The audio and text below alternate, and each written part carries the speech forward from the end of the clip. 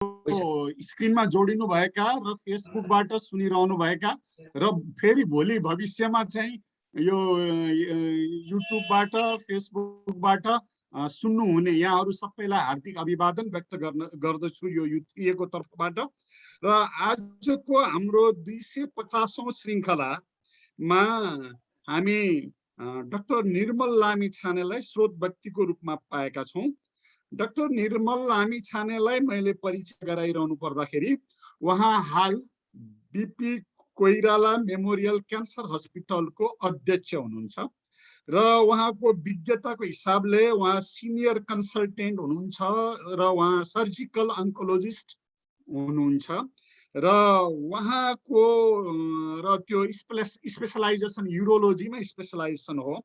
सँगसँगै उहाँको एकाडेमिक ब्याकग्राउन्डको कुरा गर्दाखेरि अमृत साइन्स कलेज ट्युबाट आइएससी गर्नुभएको हो र सङ्घाई मेडिकल युनिभर्सिटीबाट एमबिबिएस गर्नुभएको हो र सङ्घाईकै फुडान मेडिकल युनिभर्सिटीबाट सर्जरीमा पोस्ट ग्रेजुएसन गर्नुभएको हो र नेपालकै काठमाडौँ युनिभर्सिटीबाट एमसिएच अर्थात् पिएचडी इक्वाभ्यालेन्ट डिग्री प्राप्त गर्नुभएको हो र उहाँ प्राध्यापक डाक्टर निर्मल लामिछाने पनि हामी भन्छौँ, किन भन्दा अहिले यो BP Koirala memorial cancer hospital चाहिँ एकाडेमिक प्रोग्राम पनि चल्छ, त्यहाँ नर्सिङ इन अन्कोलोजी पनि चल्छ र उहाँले त्यहाँ पनि र अरू चाहिँ यहाँका मेडिकल कलेजहरूमा पनि मैले जानेसम्म भिजिटिङ फ्याकल्टीको रूपमा कहीँ प्रेजेन्टेसन गर्नुहुन्छ र उहाँ चितवनको एउटा नामी युरोलोजिस्ट प्रोस्टेट विज्ञको रूपमा आफ्नो पहिचान बनाउनु भएको छ र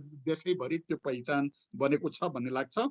र अनि अब यहाँ जोडिनु भएका केही नयाँ सहभागीहरू र डाक्टर साहबलाई पनि बताउनु पर्दाखेरि U3A भनेको के हो भन्दा यो ज्येष्ठ नागरिकहरू, त्यसमा पनि सेवानिवृत्त भइसकेका मानिसहरू, उनीहरूसँग अनुभवको एउटा भण्डार हुन्छ र उनीहरूसँग भएको अनुभवलाई मेजरमेन्ट गर्ने हो भने विश्वविद्यालयमा प्राप्त गरेको एउटा एकाडेमिक प्राज्ञ सरहको ज्ञान अनुभव हुन्छ। त्यो ज्ञान अनुभवलाई सोसाइटीको लागि अर्को आफू पछिको चाहिँ पुस्तालाई बाँड्यो भने त्यो समाजको लागि अति उपयोगी हुन्छ भन्ने मान्यतामा 1973मा फ्रान्समा एउटा युनिभर्सिटी अफ थर्ड एज भनेर भनेको रहेछ। हाम्रो परम्परागत हाम्रो चाहिँ प्राचीन सभ्यताबाट हेर्ने हो भने 25 वर्षसम्मलाई ब्रह्मचर्य उमेर अथवा यो पहिलो उमेर, 50 वर्षसम्म गृहस्थ आश्रम अथवा आय आर्जन पेसामा रहने उमेर यो दोस्रो वर्षको उमेर मानिँदो रहेछ। 50-60 वर्ष राउन्ड त्यो वर्ष पछिको 80-84 वर्ष पूजा लगाउने भन्ने, 75 वर्ष नागिसकेपछिको चाहिँ एउटा अब अत्यन्तै ज्येष्ठ नागरिक भन्ने मान्यता छ। यसपछि चाहिँ यो बेलासम्म चाहिँ तेस्रो वर्षको उमेर हो। यो उमेर भनेको अब आफ्नो कमाइ दमाई आय आर्जन गरेर पेसा गरेर अरूको हितको लागि, समाजको लागि, आफू पछिको सक्सेसरहरूको लागि चाहिँ ज्ञान अनुभव बाँड्ने र समाजलाई चाहिँ केही गरेर छाड्ने उमेर हो। त्यसकारण चाहिँ यो तेस्रो वर्षका उमेरका मान्छेहरूले बनाएको यो क्लब हो यो U3A भनेको र यसले अनुभवको आदान प्रदान गर्ने यस्तो चलन युरोप, अमेरिका, अस्ट्रेलिया साथसाथै अहिले नेपालमा पनि चलेको छ यो अवधारणा। र virtual university of third age भनेर यहाँ चाहिँ अब सुवर्ण सर जसलाई मैले यहाँ पर्खिराखेका थिएँ, उहाँ ध्रुव नेपाल, रामबाबु लगायत त्यहाँ चाहिँ धेरै यसको सर्जकहरू, यसको चाहिँ सोच गर्ने मान्छेहरू, कन्सेप्ट बनाउने चाहिँ आदरणीय अग्रजहरू हुनुहुन्छ। म पछि चाहिँ त्रिभुजीय शिक्षा भन्ने एउटा चाहिँ यो लाइनमा म जोडिया थिएँ म भर्चुअल प्रेजेन्टेसन गर्ने क्रममा, अनि योसँग म जोडिएँ। म पनि अब करिब 1.5 वर्ष जति भइसक्यो यो लाइनमा जोडिएको र म नियमित यसको सहभागी हुन्छु। कहिले कहिले मेरो अनुभव पनि सेयर गर्छु र यसमा लगभग चाहिँ अब 250औंसम्म श्रृङ्खला आइसकेपछि यो क्षेत्रमा वातावरण, कानुन, कृषि, स्वास्थ्य धेरै जसो स्वास्थ्यसँग सम्बन्धित नै आएको छ। स्वास्थ्यका पनि हाम्रो चाहिँ हाम्रो शरीर विज्ञानका मतलब सबै पक्षका चाहिँ न्युरोलोजी, युरोलोजी, अब यो सबै एनाटोमी, यो सबै कुराहरू चाहिँ करिब करिब चाहिँ एक एकचोटि सबैको आएको छ र अब यति नै भनिकन अब डाक्टर साहबलाई चाहिँ मैले दिएको परिचयमा केही तलमाथि पर्यो भने करेक्सन गर्दै आफ्नो थप परिचय र आफ्नो केही कुरा छ भने त्यो गरेर अब विषय चाहिँ आज हामीले चाहिँ यो प्रोस्टेट, यसको चाहिँ कारण, यसको असर र यसको निदान, यसको उपचार के होला भन्ने चाहिँ एउटा प्रचार चाहिँ गरेछौँ हाम्रो चाहिँ उसमा मिडियामा। तर यसैभित्र बाँधिनु पर्ने केही जरुरी छैन। हजुरले चाहिँ आफ्नो तरिकाले जान सक्नुहुन्छ र हाम्रो सहभागीहरूको तर्फबाट चाहिँ केही प्रश्न जिज्ञासाहरू आउन सक्छ। त्यसपछि हजुरले लास्टमा समअप गर्नुपर्ने हुन्छ र हाम्रो यो प्रोग्राम चाहिँ टेन्टेटिभ 8 बजेसम्म चल्छ। धन्यवाद डाक्टर साहबलाई चाहिँ स्वागत नमस्कार गर्दै अब चाहिँ अगाडि जानको लागि अनुरोध गरेँ। यो प्रोग्राम फेसबुकबाट लाइभ गइरहेको छ।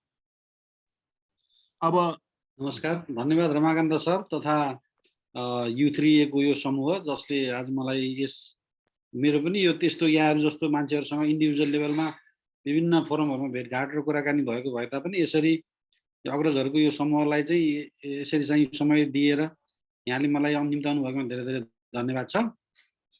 अब यहाँको बारेमा मैले अस्ति रमाकान्त सरबाटै केही सुन्न पाएको थिएँ अनि मैले यसो अलिकति सर्च पनि गरेको थिएँ। डेफिनेटली विशेषतः अब यहाँहरुको अनुभव, यहाँहरुले गर्नुभएको काम, यो सबै कुरालाई समाजमा अझ कसरी प्रत्युत्पादक उपयोगी रूपमा प्रयोग गर्न सकिन्छ भनेर यहाँले इनिसिएसन लिएर अगाडि बढिरहनु भएको रहेछ। यसको लागि यहाँलाई धेरै धेरै धन्यवाद पनि। अब हामीले डेफिनेटली एउटा फोरममा बसेर छलफल गर्ने भनेको म्युचुअल लर्निङ नै हो भन्ने मैले बुझेको छु। यहाँहरूलाई मैले एमबीबीएस का भाइहरूलाई पढाउने क्रममा बनाएको एउटा स्लाइड सेयर गर्दै त्यसको बारेमा बोल्ने छु। अनि यहाँसँग भएका जिज्ञासा प्रश्नहरू चाहिँ यहाँहरूले डेफिनेटली मलाई इन्टरप्ट गरेर अथवा अन्तिमतिर जसरी पनि राखेर सोध्न सक्नुहुन्छ। यसमा खासै समस्या मैले देख्दिनँ। म यहाँको अनुमतिले स्लाइड सेयर गर्न चाहे। हजुर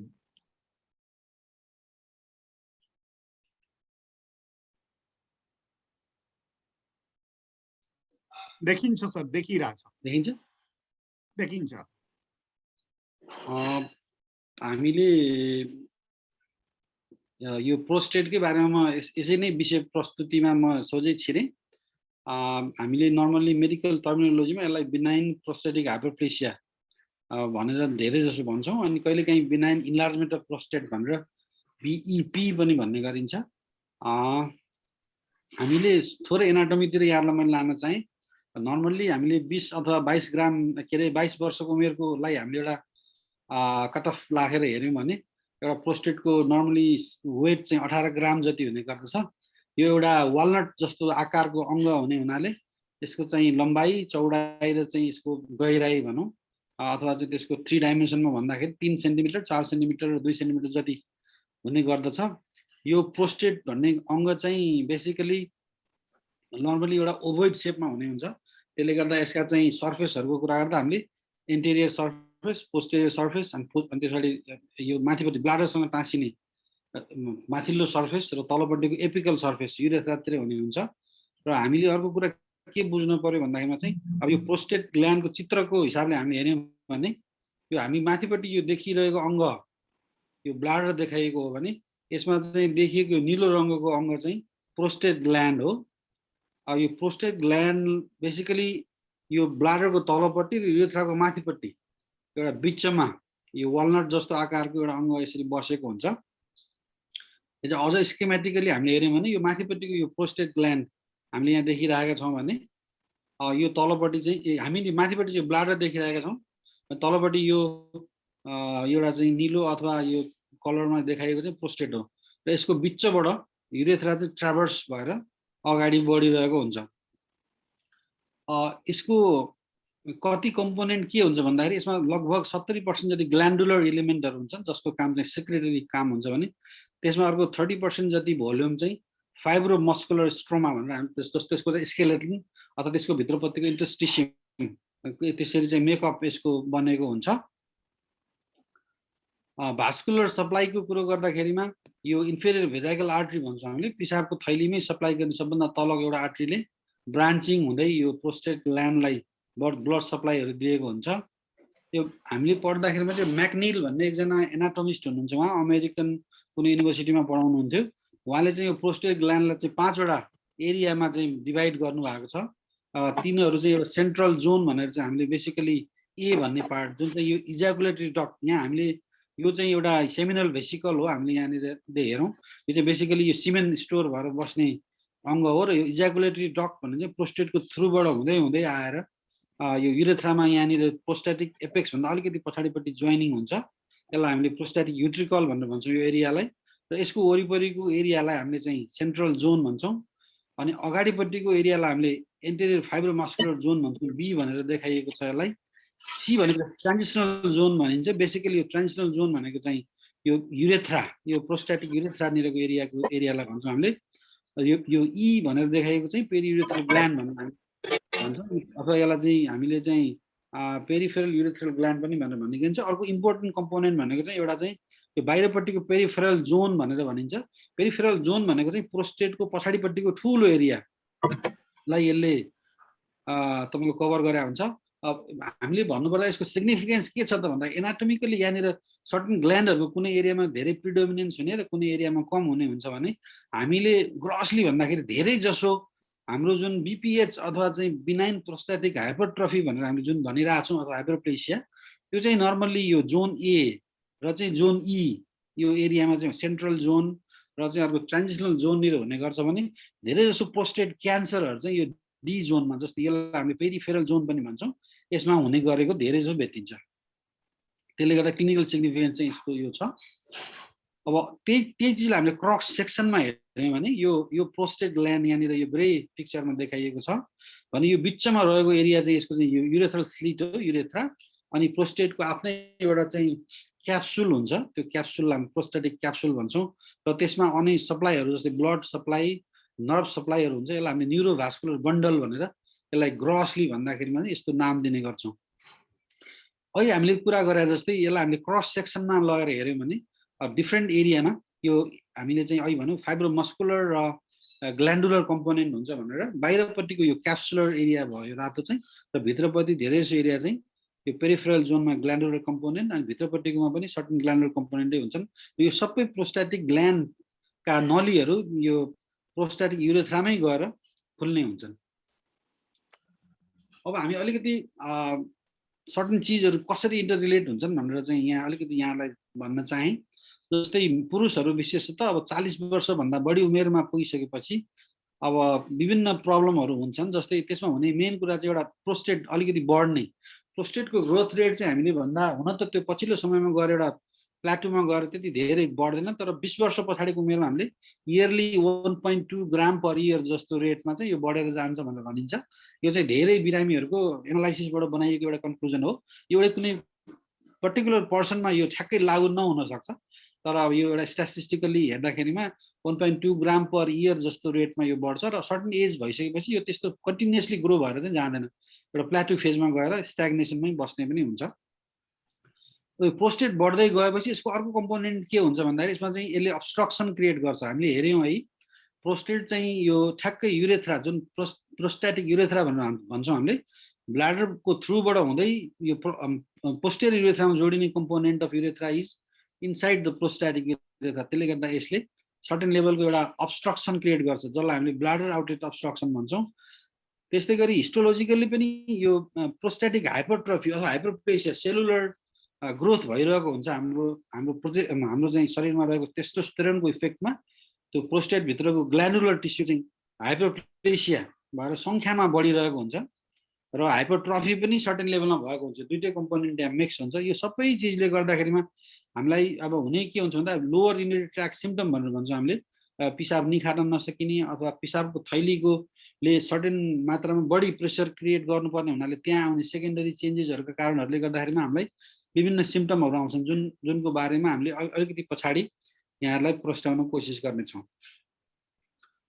अब कारण के हो त, किन यो प्रोस्टेट ग्ल्यान्ड चाहिँ नर्मल्ली बढ्छ उमेर बढ्दै जाने क्रममा भन्दाखेरिमा हेर्दाखेरि चाहिँ हिस्टोप्याथोलोजिकल्ली हेर्दाखेरिमा यो basically is a increase number of epithelial and stromal cell. यहाँ एसेन्सियली के हुन्छ प्रोस्टेट ग्ल्यान्डभित्र भन्दा हाम्रो एउटा क्याप्सुल जुन छ प्रोस्टेटको त्यो एउटा कन्फाइन्ड क्याप्सुल हो, त्यो क्याप्सुल भित्र चाहिँ भएको कम्पोनेन्ट ग्ल्यान्डुलर कम्पोनेन्ट र स्ट्रोमल कम्पोनेन्ट दुई थरी कम्पोनेन्ट हुन्छ। त्यसमा चाहिँ बेसिकली यो बिनाइन प्रोस्टेटिक हाइपरप्लेसिया हुने क्रममा के हुन्छ भन्दा सेलको नम्बरमै बढिरहेको हुन्छ सङ्ख्या। बेसिकली धेरै जसो चाहिँ ग्ल्यान्डुलर सेलको सङ्ख्या बढाएको हुन्छ भने सँगसँगै स्ट्रोमल सेल पनि बढ्छ र यो बेसिक धेरै जसो चाहिँ पेरियुरेथ्रल एरियामा बढ्ने गर्छ। त्यसले गर्दाखेरि यसले युरेथ्रामा एउटा प्रेसर इफेक्ट दिन्छ। यो referred as hyperplasia as well as basically hyperplasia हो, हाइपरट्रफी होइन। भन्दा त अझै चाहिँ हाइपरट्रफी पनि केही हुन्छ भनेर भन्ने गरिएको छ, तर normally this is essentially the increase in number of cells. सेलको सङ्ख्या नै बढ्ने हो त्यहाँभित्र प्रोस्टेट ग्ल्यान्डमा हुने। यसको कारण अर्को चाहिँ सर्टन उमेर भइसकेपछि अब एउटा इम्पेयर्ड प्रोग्राम सेल डेथ, हामीले चाहिँ सर्टन शरीरको अङ्गहरू किन चाहिँ अनलिमिटेड रूपमा ग्रो भएर जाँदैनन् भन्दाखेरिमा चाहिँ त्यसको बेसिकली भन्दाखेरि के भनिन्छ भन्दा शरीरमा एउटा ब्यालेन्स मेकानिजम हुन्छ। ब्यालेन्स मेकानिजम भनेको के हो भन्दाखेरिमा चाहिँ सर्टेन लेभलमा एउटा ग्रोथ फ्याक्टरको इफेक्टमा शरीरमा रिपेयर एन्ड मेन्टेनेन्समा सेलहरू ग्रो भइरहेका हुन्छन् भने त्यस्तै गरी अर्को कम्पोनेन्ट चाहिँ प्रोग्राम सेल डेथ, टेलोमेरेज भन्ने एउटा सेलभित्रको एउटा कम्पोनेन्ट जसको सर्टेन लेन्थ चाहिँ प्रि डिसाइडेड हुन्छ र त्यसको लेन्थ घट्दै जाने क्रममा सेलहरू बाई प्रोग्राम नै डेथ भएर जान्छन् भनेर भनिन्छ। यसमा चाहिँ बेसिकली अब त्यो प्रोस्टेट ग्ल्यान्ड भित्रको अलिकति यो प्रोग्राम सेल डेथ पनि इम्पेयर हुने हुनाले पनि यो सेलुलर एकुमुलेसन हुन्छ भनेर भन्ने गरिएको छ।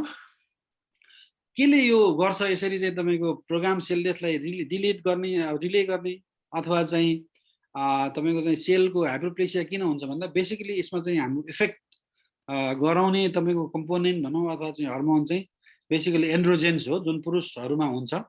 र त्यस्तै गरी सर्टेन एन्ड्रोजेनहरू बेसिकली एन्ड्रोजेन भनेको इस्ट्रोजनकै इन्ट्रोडक्ट हुने हुनाले अब विभिन्न कारणहरूले सर्टेन उमेर भइसकेपछि लिभरको पनि सर्टेन इम्पेयरमेन्टको कारणले गर्दा शरीरमा इस्ट्रोजनको लेभल पनि केही मात्रामा हाई हुने हुनाले उमेर बढ्दै जाँदा त्यसको पनि सर्टेन इफेक्ट यहाँनिर भएको देखिएको छ। त्यस्तै गरी प्रोस्टेटभित्रको स्ट्रोमल सेल र इपिथेलियल सेलको इन्टरेक्सनको कारणले गर्दाखेरि पनि त्यो सर्टेन कारणले गर्दा हाइपरप्लेसिया भएको देखिएको छ। त्यस्तै गरी अन्य ग्रोथ फ्याक्टरहरू जस्तै हामीले शरीरमा हुने विभिन्न यो हाइपोथ्यालामस र पिट्युटरीले निकाल्ने सर्टेन ग्रोथ फ्याक्टरहरूले पनि त्यो प्रोस्टेटलाई ग्रो गर्नलाई केही सहयोग गरेको हुन्छ भनेर बुझिन्छ। सर्टेन कारणहरू चाहिँ न्युरो ट्रान्समिटरहरूको इफेक्ट र अर्को चाहिँ फेमिलियल र जेनेटिकली पनि डिजाइन सर्टेन मान्छेहरू पुरुषहरूमा चाहिँ यो समस्या अलिकति बढी फादरलाई थियो भने सनलाई पनि अलिक हुने सम्भावना अलिकति बढेर गएको पनि देखेको छ। त्यसले गर्दा यो सबै कुराको कम्बिनेसनले गर्दाखेरिमा यो सेलहरू चाहिँ हाइपरप्लेसिया भएर जाने सङ्ख्या बढेर जाने हुनाले एउटा प्रोस्टेटिक क्याप्सुलभित्र रहने सेलहरूको सङ्ख्या बढिसकेपछि एउटा प्रोस्टेटको ग्ल्यान्ड बढ्ने एउटा पार्ट बाहिर एक्सपान्सन भएर जाने एउटा कम्पोनेन्ट भयो भने अर्को चाहिँ त्यसले त्यो भित्रबाट पास भएर जाने युरेथ्रालाई पनि भित्रपट्टि पनि थिच्ने भयो। त्यसले गर्दाखेरिमा प्रोस्टेट चाहिँ हामीलाई प्रोस्टेटिक युरेथ्रामा कम्पोनेन्ट के अरे कम्प्रेसन इफेक्टले गर्दाखेरिमा सेकेन्डरी चेन्जेसहरू आउँछन्। अब हर्मोनको इफेक्टमा हामीले टेस्टोस्टेरोनले कसरी काम गर्छ भनेर एउटा सानो स्केमेटिक डायग्राम मैले यहाँलाई देखाउन चाहेँ। टेस्टोस्टेरोनले स्ट्रोमल सेलमा गइसकेपछि यो डाइहाइड्रोटेस्टोस्टेरोन भन्ने एउटा चाहिँ बिचको इन्जाइमले त्यसलाई चाहिँ एन्ड्रोजन रिसेप्टरमा काम गर्ने डाइहाइड्रोटेस्टोस्टेरोनमा कन्भर्ट हुन्छ। त्यो इन्जाइमको नाम चाहिँ 5 अल्फा रिडक्टेज टाइप 2 हो। र टेस्टोस्टेरोन डाइहाइड्रोटेस्टोस्टेरोनमा कन्भर्ट भइसकेपछि यसले चाहिँ यो सेलुलर इफेक्ट ल्याउँछ र ग्रोथ फ्याक्टरहरू रिलिज हुन्छन्। र यी ग्रोथ फ्याक्टरहरू तपाईँको चाहिँ त्यसको सँगसँगै भएको यो इपिथेलियल सेल अथवा एडिनो जुन चाहिँ एउटा ग्ल्यान्डुलर सेल हो त्यसमा इफेक्ट गरेर यसले चाहिँ यो ग्ल्यान्डुलर सेलको नम्बरहरू चाहिँ बढाएर जान्छ। त्यही भएर हामीले यहाँहरूलाई दिने यहाँले कतिपयले याद पनि गर्नुभयो होला, हामीले 5 अल्फा रिडक्टेजको इनिबिटर हामीले यहाँलाई प्रेस्क्राइब गर्छौँ प्रोस्टेट नबढोस् भनेर। त्यसको बेसिक इफेक्ट चाहिँ कहाँनिर हुन्छ भन्दा तपाईँको स्ट्रोमल सेलमा यसले गएर यो 5 अल्फा रिडक्टेज भन्ने तपाईँको चाहिँ यो इन्जाइमलाई अलिकति डिएक्टिभेट गर्छ, इनिबिट गर्छ र यो टेस्टोस्टेरोनलाई डाइहाइड्रोटेस्टोस्टेरोनमा कन्भर्ट गर्न दिँदैन। त्यसले गर्दाखेरि यसको चाहिँ जुन एन्ड्रोजन रिसेप्टरमा गएर काम गर्ने क्यापासिटी घट्ने हुनाले यो सेलुलर ग्रोथ हुन नदिने यसको चाहिँ एउटा सेलुलर मेकानिजम हो। अहिले मैले यहाँलाई अलिकति भर्बल्ली भनेको थिएँ, त्यही कुरालाई स्केमेटिकली यहाँनिर देखाउन खोजिएको छ। प्रोस्टेटमा बेसिकली टेस्टोस्टेरोनको इफेक्ट अनि यतापट्टिबाट तपाईँको प्रोल्याक्टिनले पनि अलिअलि इफेक्ट, इस्ट्रोजनको पनि पेरिफेरल इफेक्ट आदि कारणले गर्दाखेरिमा बेसिकली यो टेस्टोस्टेरोन धेरै हुने र त्यसले क्रमशः डाइहाइड्रोटेस्टोस्टेरोनमा कन्भर्ट भएर यसले प्रोस्टेटिक हाइपरप्लेसिया हुनलाई सहयोग गर्ने देखिएको छ। अब अर्को स्केमेटिक डायग्राममा हामीले हेऱ्यौँ भने अब एउटा प्रोग्राम सेल डेथ र प्रोग्राम सेल प्रोलिफरेसन जुन एउटा ब्यालेन्समा बसेर नर्मल प्रोस्टेटमा भइरहेको हुन्छ, त्यही कुरा चाहिँ तपाईँको सेल प्रोलिफरेसन बढ्ने र डेथ घट्ने भइसकेपछि यो प्रोस्टेट ग्ल्यान्ड यो हाइपरप्लेसिया अथवा सेलको सङ्ख्या त्यसभित्र बढ्ने हुनाले यो ग्ल्यान्ड चाहिँ स्वेलिङ भएर गएको हामीले भेट्छौँ। अब यो रेगुलेसनको बारेमा मैले त्यति धेरै यहाँ सायद बोलिनँ। अनि अब यसको के हुन्छ त एक्ज्याक्टली प्याथोलोजिकल्ली हामीले त्यो बढेको प्रोस्टेट ग्ल्यान्डमा हेर्दा के भेट्छौँ त भन्दाखेरिमा चाहिँ यो बिनाइन प्रोस्टेटिक हाइपरप्लेसियामा हामीले देख्ने के हो भन्दाखेरिमा पेरियुरेथ्रल र ट्रान्जिसनल जोनहरूमा चाहिँ यो प्रोस्टेट चाहिँ धेरै जसो एरिया चाहिँ हाइपरप्लेसिया भएको हुन्छ। कहिलेकाहीँ चाहिँ स्मल नोड्युल्स पनि हुन्छ र त्यो बिस्तारै दे बिकम लार्ज नोड्युल्स। त्यस पछाडि स्मल ग्ल्यान्ड कहिलेकाहीँ के हुन्छ भने हामीले यदि यो प्रोस्टेटभित्रकै विभिन्न कारणले गर्दा ग्ल्यान्डुलर हाइपरप्लेसिया नभइकन अलिकति स्ट्रोमल कम्पोनेन्ट पनि बढेको हामीले भेट्छौँ। त्यस्तो बेलामा यो फाइब्रोटिक कम्पोनेन्ट अलिकति बढी हुन्छ। फाइब्रोटिक कम्पोनेन्ट बढी भएपछि के हुँदो रहेछ भन्दाखेरि त्यो जुन एउटा सर्टेन एउटा इलास्टिसिटी हुनुपर्ने प्रोस्टेट ग्ल्यान्डको युरिनेसन गर्ने बेलामा हाम्रो ब्लाडर नेक फनेलिङ हुनुपर्ने अनि प्रोस्टेट चाहिँ प्रोस्टेटिक युरेथ्रा ओपन हुनुपर्ने जुन एउटा मेकानिजम हो, प्रोस्टेटभित्रको फाइब्रोटिक कम्पोनेन्ट धेरै हुँदाखेरि पनि त्यसले पनि ब्लाडर आउटलेट अब्स्ट्रक्सन अथवा पिसाब थैलीको मुखनिरको एरियालाई साह्रो भएर पिसाब राम्रोसँग बाहिर बग्न नसक्ने देखिएको छ। अब हामीले कसरी बढ्छ त्यो भनेर स्किमेटिकली डायग्रामेटिकली यहाँलाई देखाउन खोज्यौँ भने अब एउटा नर्मल प्रोस्टेट यो पिक्चर एमा देखाइएको छ भने पिक्चर बीमा यो ग्ल्यान्डुलर हाइपरप्लेसिया भइसकेपछि यसले चाहिँ विभिन्न एरियामा यो डिस्टोर्ट भएर पिसाबको थैलीभित्र समेत यो घुचेटिएर जाने अथवा यो युरेथ्रल एरियालाई यसले भित्रपट्टि थिचेर चाहिँ न्यारो बनाउनेदेखि लिएर जस्तै कसैमा चाहिँ तपाईँको यो सर्टेन एरियाहरूमा मात्रै बढ्ने जस्तै ग्ल्यान्ड यो ब्लाडर नेकनिरको ग्ल्यान्ड मात्रै स्वेलिङ भएर पिसाब थैलीको घाँटीमा बेसरी थिच्ने अथवा चाहिँ कहिलेकाहीँ तलतिरको ग्ल्यान्डहरू बढेर चाहिँ मुखनिर थिच्ने आदि समस्याहरू कारणले यो विभिन्न जोनमा चाहिँ भएको प्रोस्टेटिक ग्रोथको आधारमा यसलाई हामीले एमआरआईमा अथवा अल्ट्रासाउन्डमा समेत हामीले हेऱ्यौँ भने यो पिसाबको थैलीको एरियामा थिच्ने र पिसाब थैलीबाट निक्लेको युरेथ्रा जुनलाई हामीले यसलाई प्रोस्टेटिक युरेथ्रा भन्छौँ यसमा थिच्ने गर्दा यसले यहाँनिर यो सिम्पल एउटा प्रेसर इफेक्ट क्रिएट गरिरहेको हुन्छ। अब यसले के हुन्छ त यसरी चाहिँ प्रोस्टेट बढेर पिसाब नलीमा थिच्यो अथवा पिसाब थैलीको घाँटीमा थिच्यो भने हाम्रो शरीरमा अथवा हाम्रो भित्रको विभिन्न अङ्गहरूमा के चेन्जेस आउँछन् भन्दा सुरुमा चाहिँ एउटा चाहिँ यो पिसाब थैलीको घाँटी टाइट भइसकेपछि के हुँदो रहेछ भन्दा ब्लाडर बिकम्स अनस्टेबल होइन, ब्लाडर अलिक स्टेबल हुँदैन। उसले ब्लाडरको हामीले हाम्रो एउटा भोइरिङको चाहिँ एउटा मेकानिजम छ। जस्तै हाम्रो पिसाबको थैलीमा मानौ हाम्रो शरीरले एउटा पिसाबको थैलीमा लगभग 150 ml जति पिसाब जम्मा भइसकेपछि एउटा ट्रिगर गर्छ हाम्रो ब्रेनलाई त्यो इफरेन्ट नर्भ सिस्टमबाट र दिमागलाई एउटा सेन्स जान्छ तिम्रो पिसाब थैली भरिँदैछ। त्यसको सङ्ख्या बढ्दै गएर त्यहाँभित्र 250 जति ml जम्मी हुँदाखेरिमा सेकेन्ड ट्रिगर जान्छ। फेरि हामीले त्यसलाई इनिबिट गर्न सक्छौँ यति बेलासम्म। अब अहिलेसम्म मलाई व्यवस्था मिलाएको छैन, मेरो टोयलेटको चाँजो मिलाएको छैन भने मैले त्यसलाई अझ रोक्न सक्छु। अब त्यसमा लगभग 350 जति भइसकेपछि हामीलाई फेरि ट्रिगर जान्छ। त्यो चाहिँ त्यतिखेर चाहिँ हामीलाई के हुन्छ भने अलिकति सिभियर अर्ज भइसकेको हुन्छ र हामीले छिटै नै टोयलेट खोज्नुपर्ने आवश्यकता हुन्छ। त्यसले गर्दा हाम्रो मेकानिजम के हो भन्दा हामीलाई चाहिँ एउटा पोजिटिभ नै मेकानिजम यतातिर चाहिँ एफरेन्ट नर्भले लैजाने र एफरेन्ट नर्भले चाहिँ ल्याएर अहिले कुल डाउन हो हामीलाई व्यवस्था मिलाएको छैन भन्ने किसिमको एउटा नेगेटिभ फिडब्याक ल्याएर त्यो पिसाब थैलीलाई फर्दर रिल्याक्स राख्ने यहाँनिर मेकानिजम छ। अब हाम्रो प्रोस्टेटिक युरेथ्रानिर टाइट हुँदै गइसकेपछि र त्यहाँनिर हाइपरट्रफी भएर प्रोस्टेटले युरेथ्रालाई थिच्न थालेपछि यो ब्लाडरको यो मेकानिजममा अलिकति अनस्टेबिलिटी आउँदछ। त्यसलाई हामीले ब्लाडर इन्स्टेबिलिटी भन्छौँ र bladder also becomes hyper sensitive with time. अब हामीले जुन त्यो नेगेटिभ फिडब्याक भन्यो नि, जुन चाहिँ हामीले यताबाट सेन्सेसन भयो र माथिबाट ब्रेनले त्यसलाई मेरो चाहिँ वातावरण मिलेको छैन, सुड आई होल्ड इट भन्ने किसिमको एउटा इन्फर्मेसन ल्याएपछि ब्लाडर चाहिँ रिल्याक्स हुन नसक्ने एउटा वातावरण बन्छ। त्यसलाई हामीले ब्लाडर चाहिँ हाइपर सेन्सिटिभिटी भन्छौँ। थोरै पिसाबले पनि हामीलाई धेरै अर्ज गराउने एउटा वातावरण बन्दो रहेछ।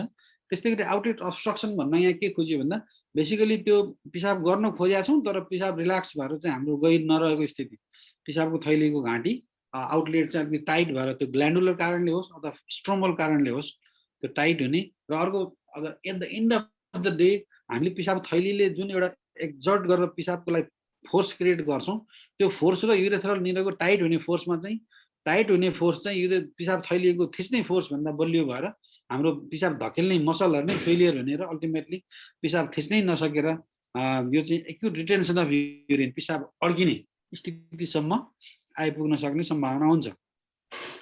हामीले यहाँ प्याथोफिजियोलोजिकल चेन्जेसको बारेमा अलिकति यहाँहरूलाई थोरै जानकारी गराउन चाह्यौँ। अब BOO भनेर हामीले छोटकरीमा भनेको छु, यो ब्लाडर आउटलेट अब्स्ट्रक्सन हो, जुन प्रोस्टेटले गरिसकेपछि हुन्छ के भन्दा प्रोस्टेटको चाहिँ हाइपरट्रफी, मसल चाहिँ हामीले जस्तै एउटा एक्सर्साइज गर्दै गरेको अथवा जिममा चाहिँ तपाईँको डम्बेल खेलाउँदै गर्दाखेरि हाम्रो बाइसेप्स अथवा ट्राइसेप्स बढ्दै गए जस्तै अब यो हामीले अननोइङली पिसाब थैलीले पिसाबको नली टाइट हुँदै गएपछि एक्स्ट्रा फोर्स एक्जर्ट गर्ने हुनाले त्यो पिसाब थैली चाहिँ बाक्लो हुँदै गएको हुन्छ, थिकेन्ड भइरहेको हुन्छ वालहरू। माइक्रोस्कोपिकली हेर्दा के भइरहेको हुन्छ भन्दा यहाँनिर यो स्मुथ मसलहरू इन्लार्ज भएर गइरहेको हुन्छन् र यहाँनिर इन्क्रिज इन कनेक्टिभ टिस्यु जस्तै कोलाजन, इलास्टिन भन्ने जुन चाहिँ हाम्रो त्यो फोर्स एक्जर्ट गर्न, मसलको फोर्स एक्जर्ट गर्न युज हुने जुन प्रोटिनहरू हुन् तिनीहरूको चाहिँ एक्सप्रेसन बढिरहेको हुन्छ।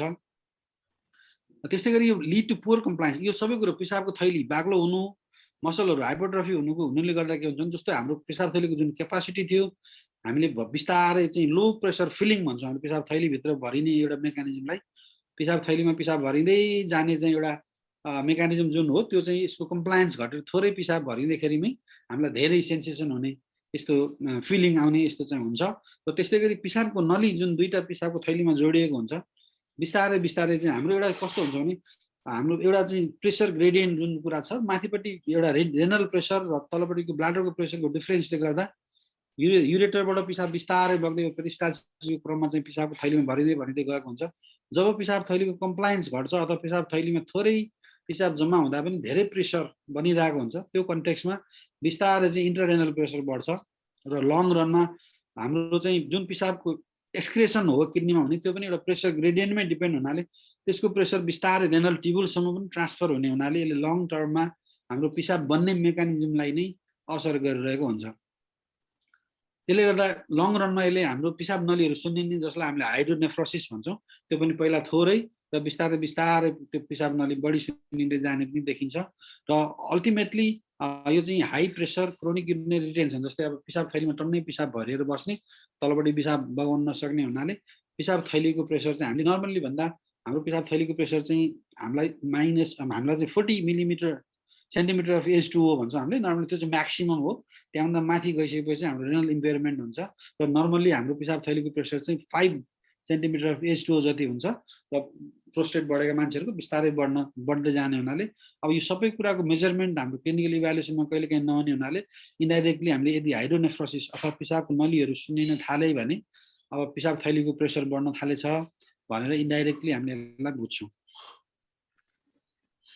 अब यो BOO बढ्दै जाने क्रममा अब ब्लाडर ओभर एक्टिभ हुन्छ, मैले यहाँलाई अहिले पनि भनेको थिएँ इन्ट्राभेसाइकल प्रेसर बढ्छ। यसले हामीलाई नर्मली अब के सिम्पटम दिन्छ भन्दाखेरिमा चाहिँ हाम्रो फ्रिक्वेन्सी बढिरहेको हुन्छ। जस्तै हामीले पिसाब फेर्नलाई नर्मल्ली हामीले भन्दा के भन्छौँ भन्दा एक दिनमा एउटा मान्छेले नर्मल पिसाब फेर्ने भनेको चाहिँ नर्मली 8 टाइम्स भन्दा कमै हुन्छ भनिन्छ।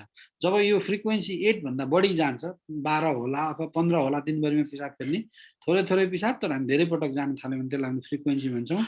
अर्जेन्सी भनेको पिसाबको हामीलाई अर्ज हुने, जस्तै पिसाब लागेपछि हामीलाई रोक्न नसक्ने, हामीलाई तुरुन्तै नै बाथरुम खोज्नुपर्ने कन्टेक्स्टलाई हामीले अर्जेन्सी भन्छौँ।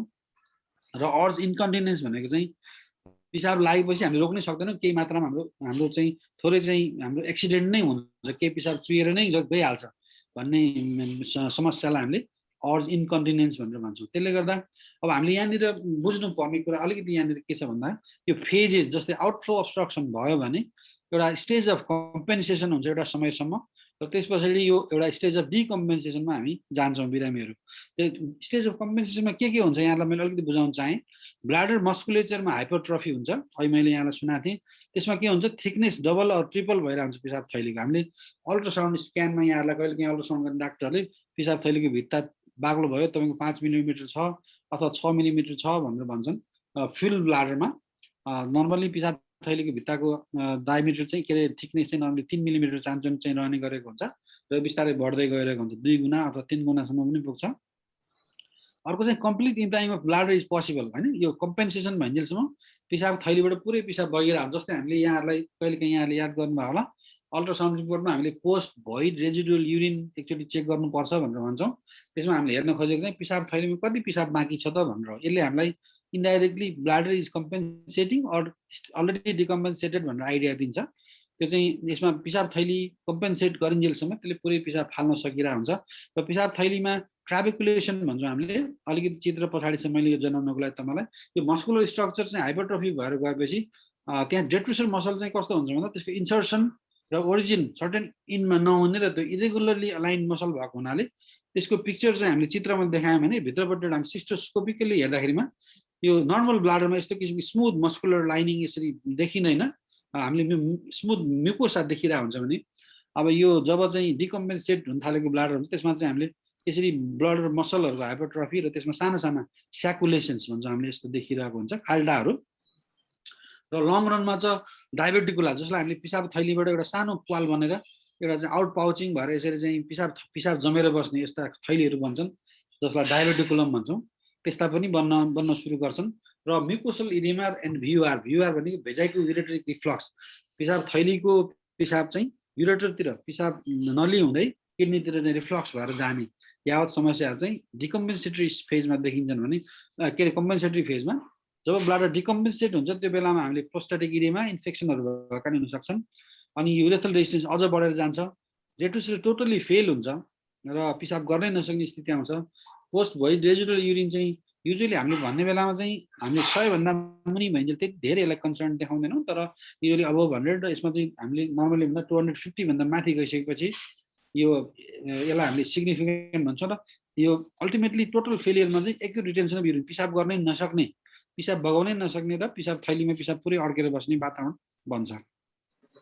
अघिको कुराहरूलाई एउटा अर्ली चेन्जेस इन अब्स्ट्रक्सन, यो खास चेन्ज नआएको स्थिति, यसमा हाइपरट्रफी भएको छ मसल, यहाँनिर चाहिँ ट्राबेकुलेसन डेभलप भयो, स्याकुलाहरू डेभलप भयो र यहाँनिर पुग्दाखेरिमा एउटा चाहिँ डायबेटिकुलम समेत बनिसकेको स्थिति हो।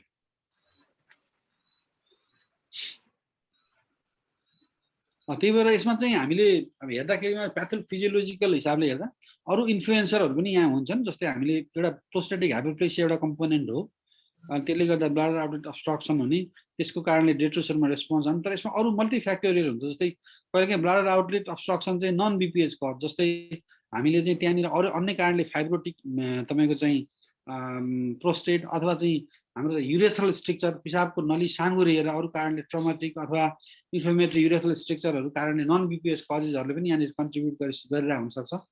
डेट्रुसरको प्रब्लमहरू चाहिँ कहिलेकाहीँ डेट्रुसर चाहिँ बेसिकली के हुन्छ भने एज सँगसँगै डेट्रुसरहरूको जुन एउटा थिच्ने क्यापासिटी अथवा प्रेसर एक्जर्ट गर्ने क्यापासिटी हुन्छ त्यो घट्दै जान्छ, त्यसलाई हामीले लेजी ब्लाडर भन्छौँ। लङ रनमा कसैको यो फिनोमेनन डेभलप गरेर हुन्छ। त्यस्तै गरी हाम्रा न्युरोलोजिकल कजेस जस्तै ब्रेनमा विभिन्न कारणले गर्दा भएका अब साना साना तपाईँको पार्किन्सनियन डिजिज अथवा चाहिँ तपाईँको अन्य म्याकुलर डिस्ट्रफीहरू विभिन्न कारणले गर्दा हुने न्युरोजेनिक कारण अथवा अल्जाइमर्स आदि कारणले गर्दा पनि डेट्रुसरमा रेस्पोन्सले गर्दा डेट्रुसरको रेस्पोन्स घटिरहेको हुन्छ।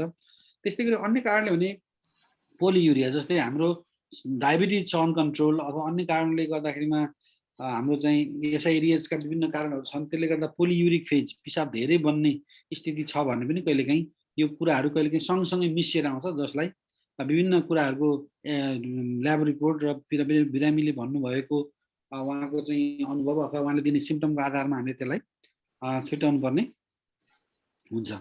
अब हामीले अलिकति सिम्पटमकोतिर गएँ म, हामीले नर्मली यहाँहरूलाई सोध्ने पनि गर्छौँ, बिरामी कोही भएर आउनुभयो भने स्टोरेज सिम्पटम भनेर एक थरी सिम्पटमलाई हामीले छुट्याएका छौँ भने अर्को थरी चाहिँ भोइडिङ सिम्पटम भनेर हामीले भन्छौँ। यसमा चाहिँ कसैले ह्यान्ड रेज गरिरहनु भएको छ, केही छ र?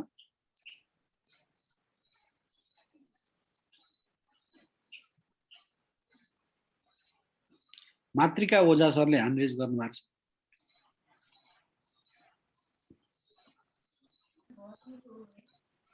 सर नमस्कार, पछि सोधौँला सर, पछिको लागि हो सर। ए हस् हस्, हजुरले राखिराख्नुहोस्, अहिले प्रश्न टिपेर राख्नुहोस्, पछि गर्नु होला। जाउँ डाक्टर साहब अगाडि जाउँ। हस् सर, म स्टोरेज सिम्पटम भनेर चाहिँ हामीले यो हाम्रो हुने फ्रिक्वेन्सी हामीले अहिले डेफिनेसन मैले भने एक दिनमा 8 पटक भन्दा बढी भएको कन्डिसनलाई हामीले फ्रिक्वेन्सी भन्छौँ। अर्जेन्सी भनेको चाहिँ पिसाब हुनलाई चाहिँ हाम्रो असाध्यै अत्याउने, बाथरुम तुरुन्तै चाहिने स्थिति। नक्चुरिया भनेर चाहिँ हामीले रातिमा पिसाब फेर्न उठिरहनु पर्ने स्थिति अब अर्ज इन्कन्भिनियन्स भनेको चाहिँ पिसाब रोक्नै नसकिने र हाम्रो एक्सिडेन्ट नै हुने, पिसाब अलिकति चुहेर जाने स्थिति, र अर्को चाहिँ सुप्राप्युबिक पेन अथवा ब्लाडर पेन, तल्लो पेटमा दुख्ने, पिसाब भरिँदै गएपछि दुख्ने स्थिति, यी कुराहरूलाई हामीले स्टोरेज सिम्पटम अथवा पिसाब थैलीमा पिसाब धेरै बेर होल्ड गर्न नसकेर आउने सिम्पटमहरूलाई हामीले स्टोरेज सिम्पटम भन्छौँ।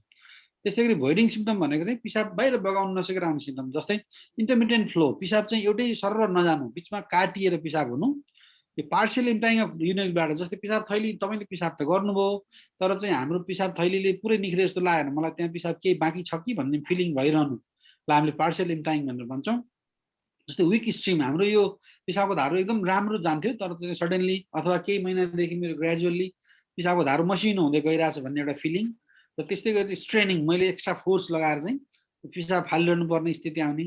र अर्को चाहिँ हेजिटेन्सी भनेको पिसाब गर्न जाने तर पिसाब स्टार्ट गर्न नसकिने, केही समय रिल्याक्सेसन गर्नुपर्ने अनि मात्रै पिसाब बगाउन सकिने, र पिसाब गरिसकेपछि लास्टमा पनि केही पिसाबहरू चुहेर जाने, चुहिने, त्यो स्थितिहरू आउने। यो कन्टेक्स्टमा हामीले यो माथिको 7वटा क्वेसन, एउटा दुईटा तिनटा चारवटा पाँचवटा छवटा सातवटा, यसलाई चाहिँ अमेरिकन युरोलोजिकल एसोसिएसनले यो 7वटा सिम्पटमलाई राखेर चाहिँ एउटा प्रोस्ट्याटिक सिम्पटम स्कोर भनेर उहाँहरूले बनाउनु भएको छ। र यो पिक्चर म यहाँलाई पछाडि देखाउँ। त्यसमा चाहिँ अब हुँदै नभएको कन्टेक्स्ट 1 देखि अब म्याक्सिमम कन्टेक्स्ट 5 भनेर त्यसलाई चाहिँ स्कोरिङ गरिन्छ र म्याक्सिमम स्कोर चाहिँ 35 हुन्छ। त्यसको आधारमा हामीले यो बिरामीको प्रब्लमहरूको सिभियरिटी कति रहेछ भनेर भन्छौँ। एट द मेन टाइम त्यहाँनिर अर्को एउटा सेटिस्फ्याक्सन स्कोर भनेर पनि आउँछ। कोही कोही मान्छेलाई अब रातिमा 5 चोटि उठ्दा अथवा 2 चोटि उठ्दा पनि त्यति धेरै बोदरसम नहुँदो रहेछ। त्यसले गर्दाखेरिमा त्यसमा एउटा चाहिँ सेटिस्फ्याक्सन स्कोर समेत थपिएर स्कोरिङको कुरा अहिले हामीले पछाडि गर्छौँ।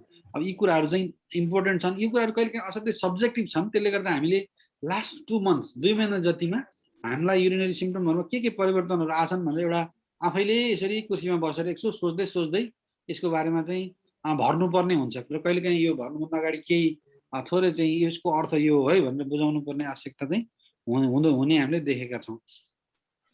नर्मल्ली यी सबै सिम्पटमहरूलाई हामीले एउटा चाहिँ कमन नेम, अब के हो यसलाई भन्ने भनेर चाहिँ के नाम राखिएको छ भन्दा लोअर युरिनरी ट्र्याक्ट सिम्पटम, जस्तै अब तल्लो युरेथ्राका समस्याहरू भनेर चाहिँ यसलाई भन्ने गरिन्छ। अब यी समस्याहरू चाहिँ ओभरअलमा यही 5-7वटा पोइन्टहरू यहाँ आयो, अरू पनि केही हुन सक्छन्। अब यिनीहरूले चाहिँ अब बेसिकली एउटा मान्छेको एउटा लाइफस्टाइललाई एकदम बोदरसम भइरहेको हुन्छ र यो लङ रनमा बढ्दै बढ्दै जाँदाखेरिमा अब बिरामीहरू आउने कारणहरूको बारेमा हामीले कुरा गर्दा सिम्पटम जुन अहिले हामीले भन्यौँ ती कुराहरूले कति बोदर गरे। त्यस्तै गरी अर्को चाहिँ दे मे फियर, होइन पछि गएर रिटेन्सनमा पो जाने हो कि भन्ने एउटा कन्सर्न पनि एकदम बिरामीहरूलाई अब एकदम वरिसम हुँदो रहेछ। एट द मेन टाइम यो प्रोस्टेटमा यो हामीले प्रोस्टेट त बढेको छ भन्ने कुरा आयो, अल्ट्रासाउन्डमा ठुलो देखियो, कतै कतै प्रोस्टेटमा क्यान्सर पो भइरहेछ कि भन्ने पनि अहिले यो कन्टेक्स्टमा क्वेसनको रूपमा आउँछ।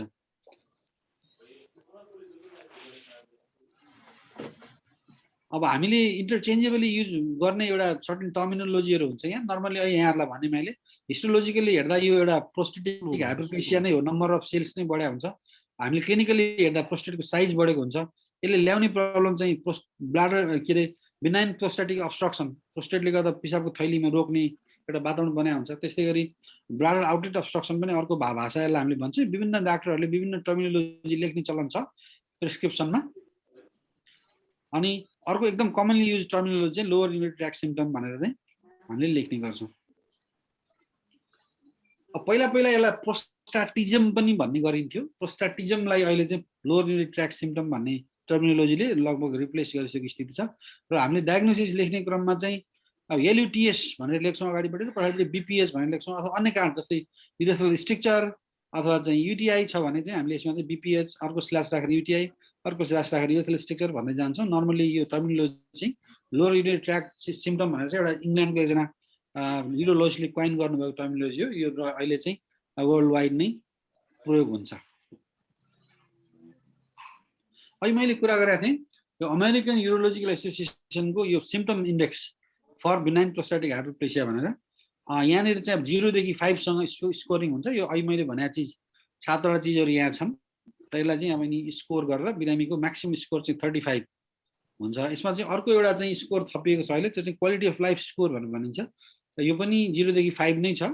यसमा चाहिँ यो प्रब्लमहरूले मेरो क्वालिटी अफ लाइफमा कति इन्टरफेयर गर्यो भनेर यो सब्जेक्टिभली एउटा क्लाइन्टले भनेर आफ्नो स्कोरिङ आफै गर्ने हो, र त्यसको आधारमा के ट्रिटमेन्ट दिने भनेर चाहिँ डिफाइन गर्न डाक्टरलाई सजिलो हुन्छ। फिजिकल एक्जामिनेसन हामीले यति धेरै सिम्पटम लिएर बिरामी आइसकेपछि हामीले के भेट्छौँ त एज अ क्लिनिसियन, हामीले बिरामीलाई हेर्दा के देख्छौँ भन्ने कुराको बारेमा अलिकति यहाँ जानकारी गराउन चाहिँ, जसलाई हामीले फिजिकल साइन्स भनेर भन्छौँ। नर्मली एकदमै ढिलो भएर आउनुभएको बिरामी हुनुहुन्छ भने एनिमिया भइरहेको हुनसक्छ, रेनल फेलियर कारणले, अथवा शरीर स्वेलिङ भएको पनि हुनसक्छ। अब नर्मली हामीले पर एब्डोमिनल फाइन्डिङ अथवा पेटमा जाँच गर्दा भेट्ने चाहिँ पिसाब थैलीमा पिसाब जमेर बसेको अथवा पाल्पेबल युरिनरी ब्लाडर भेट्न सकिने स्थिति हुनसक्छ। त्यसलाई हामीले सुप्राप्युबिक फुलनेस पनि भन्छौँ। त्यस्तै गरी डिजिटल रेक्टल एक्जामिनेसन हामीले औँलाले प्रोस्टेट ग्ल्यान्डलाई छामेर हेर्दाखेरिमा प्रोस्टेट इन्लार्ज भएको हुन्छ। युजुअली प्रोस्टेट चाहिँ होमोजिनियसली इन्लार्ज हुन्छ र ग्ल्यान्ड चाहिँ अलिकति फर्म हामीलाई फिल हुन्छ। कहिलेकाहीँ नोड्युल्स पनि हामीले फिल गर्छौँ। यो सर्टेन ग्ल्यान्डुलर हाइपोप्लेसिया भएर सर्टेन एरियामा मात्रै भएको छ भने त्यस्तो कन्टेक्स्टमा एउटा चाहिँ नोडुलारिटी फिल हुन्छ। तर यदि हार्ड नोडुलहरू फिल भयो भने हामीलाई अलिकति बोरिङ हुन्छ सिनारी, कहिले कदाचित यो अन्य के हो कि भन्ने कन्टेक्स्टमा।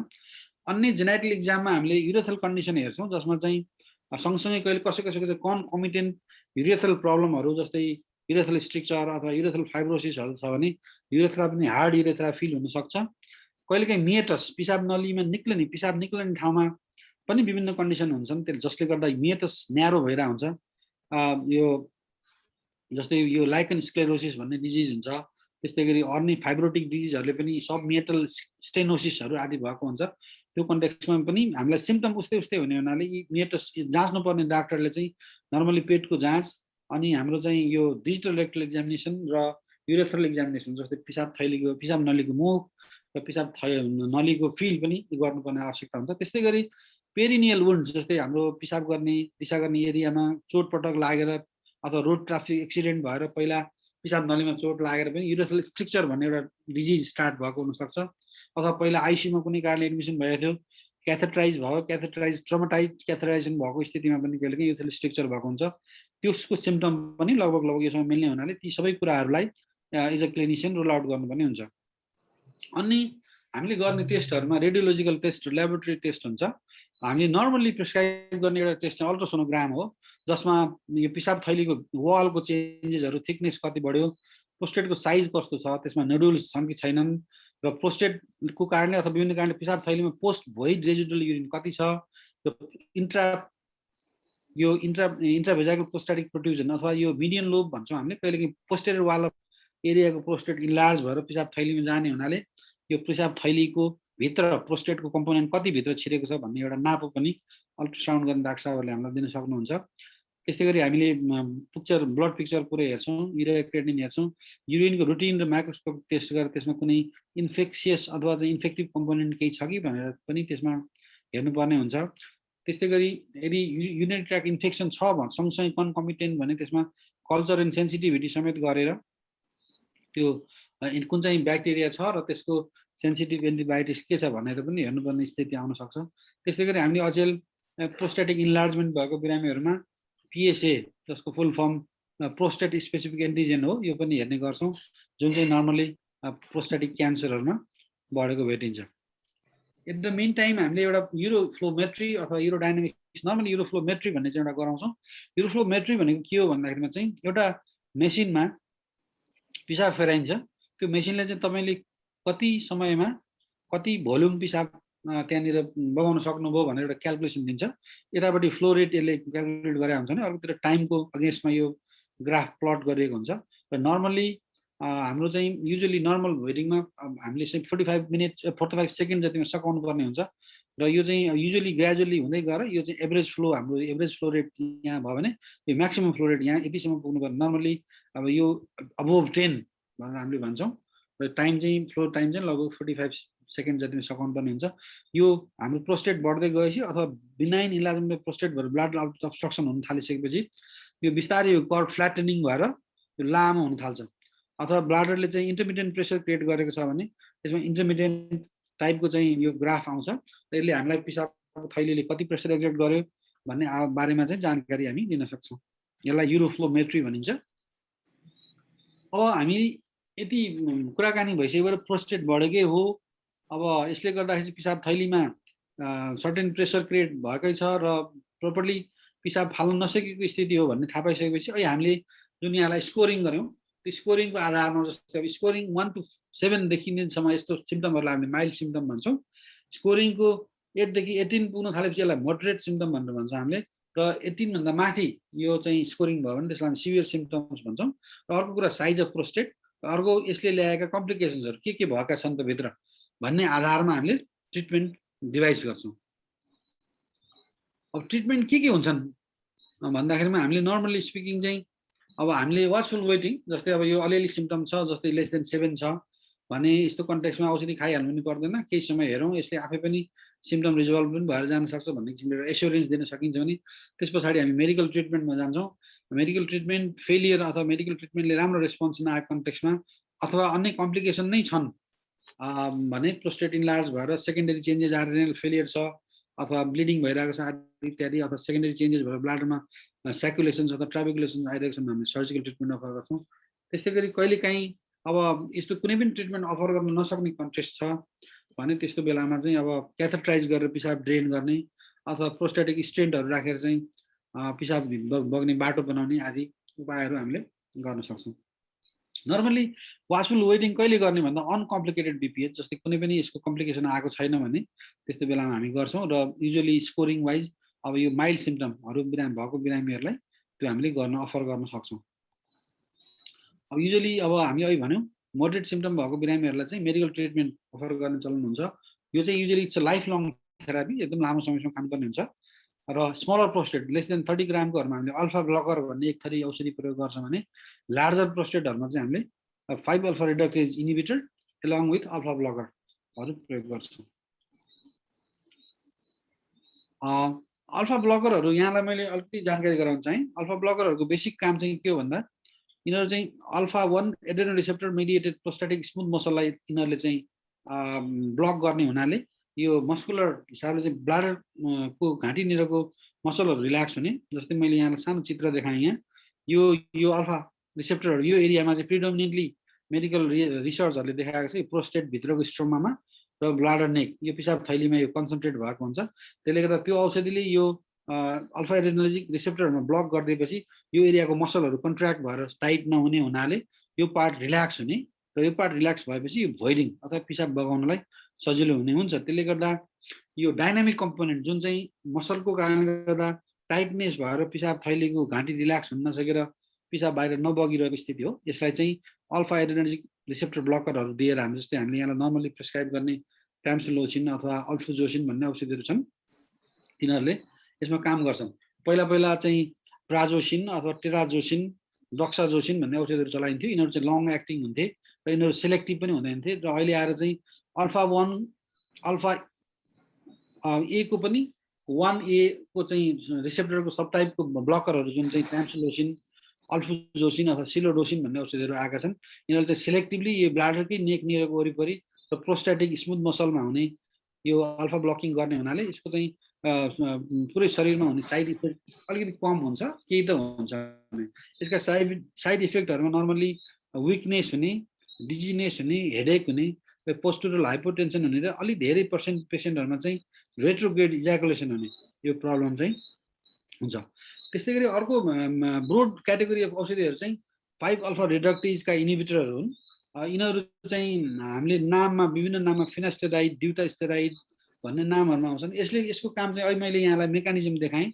यसले चाहिँ डाइहाइड्रोटेस्टोस्टेरोन भन्ने चाहिँ यो इन्जाइममा ब्लक गर्ने हुनाले इनिबिट गर्ने हुनाले चाहिँ यो हाम्रो चाहिँ टेस्टोस्टेरोन चाहिँ डाइहाइड्रोटेस्टोस्टेरोनमा कन्भर्ट हुन नपाउने 5 अल्फा रिडक्टेज भन्ने इन्जाइममा इनिबिट गर्ने हुनाले र यो चाहिँ एक्टिभ कम्पोनेन्ट भएको हुनाले यसले हुने यो सेलुलर ग्रोथ मेकानिजम इनिबिट हुने हुनाले यसले चाहिँ प्रोस्टेटको साइज घटाउँछ। जस्तै केही मात्रामा प्रोस्टेटको साइज घट्छ र यसलाई हामीले स्ट्याटिक कम्पोनेन्ट जुन भन्छौँ, प्रोस्टेट बढेर गएर जुन त्यहाँनिर भोल्युम सेलुलर नम्बर्स बढेको कारणले भोल्युम जुन बढेको हुन्छ त्यो फर्दर ग्रोथ हुन नदिने र त्यहाँ भएको सेलहरू एपोप्टोसिस भएर आफै डिग्रेड भएर जाने हुनाले साइज घटेर जाने हुन्छ। त्यसले हामीलाई एउटा डाइनामिक र स्ट्याटिक कम्पोनेन्ट भनेर हामीले दुई थरीमा बाँड्छौँ।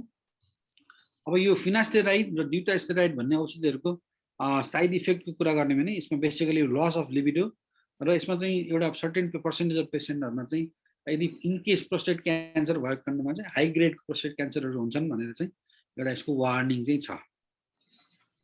अब अहिले हामीले अलिकति कुरा गरेर सर्जिकल ट्रिटमेन्ट कहिले गर्ने त भन्दाखेरि सर्जिकल ट्रिटमेन्ट चाहिँ हामीले नर्मली स्पिकिङ अचेलको समयमा चाहिँ युजुअली मेडिकल ट्रिटमेन्ट फेलियर भएको कन्टेक्स्टमा अथवा चाहिँ अन्य प्रोस्टेटको इन्लार्जमेन्टले ब्लाडरमा आएका चेन्जेस र त्यसले हुँदा आएका कम्प्लिकेसन जस्तै रिकरेन्ट युटिआई पिसाब थैलीमा रिकरेन्ट इन्फेक्सन हुने तपाईलाई इन्फेक्सन कन्ट्रोल गर्न नसकिने स्थिति हुने त्यस्तै कि ग्रस हेमाचुरिया पिसाबबाट रगत आउने जसको कारण प्रोस्टेट ग्ल्यान्डको पोस्टेरियर एरियामा हुने सर्टन भेनस इन्गोर्जमेन्ट भएर त्यो भेनहरू रप्चर भएर ब्लिड हुने त्यो स्थिति जस्तै प्रोस्टेट बढेको कारणले गर्दाखेरि ब्याक प्रेसर चेन्जेस भएको कारणले गर्दाखेरिमा चाहिँ तपाईको चाहिँ रेनल इम्पेयरमेन्ट अथवा क्रेटिनिन बढ्नु अथवा चाहिँ एसोसिएटेड ब्लड स्टोन राम्रोसँग पिसाब इभ्याकुएसन नहुने कारणले गर्दा पिसाब थैलीमा सेकेन्डरी स्टोनहरू डेभलप हुनु अथवा चाहिँ रिफ्र्याक्टरी रिटेन्सन अफ युरिन हैन रिपिटेडली पिसाबको थैलीमा पिसाब अड्किनु हामीले बेला बेलामा क्याथेटर लाएर ड्रेन गरेर औषधि खाएर उपचार गर्दा पनि अब त्यो पिसाब थैलीमा रिपिटेड रिटेन्सनमा कोही बिरामीहरू जानुभयो भने पनि यी 5-6 वटा कन्डिसनमा चाहिँ हामीले बिरामीहरूलाई सर्जिकल ट्रिटमेन्ट अफर गर्छौँ द नन्दलेस अर्को एउटा मेजर कम्पोनेन्ट भनेको चाहिँ औषधि त हामीले खायौँ तर हामीलाई सिम्पटम रिलिभ भएन अथवा हामी सेटिस्फाई हुन सकेनौँ यस्तो कन्टेक्स्टमा पनि हामीले यो प्रोस्टेटलाई सर्जिकली रिमुभ गरेर प्रोस्टेटिक युरेथ्रालाई वाइड ओपन बनाएर भोइडिङलाई सजिलो बनाउनु पनि हुन्छ अब सर्जिकल मेथड्स के छन् त भन्दाखेरिमा चाहिँ एउटा गोल्ड स्ट्यान्डर्ड अथवा पहिलाको जमानामा हामीले गरेको सर्जरी चाहिँ ओपन सर्जरी हो त्यसमा 2-3 थरी हुन्थे हामीले धेरै जसो गर्ने सर्जरीलाई हामीले रेट्रोप्युबिक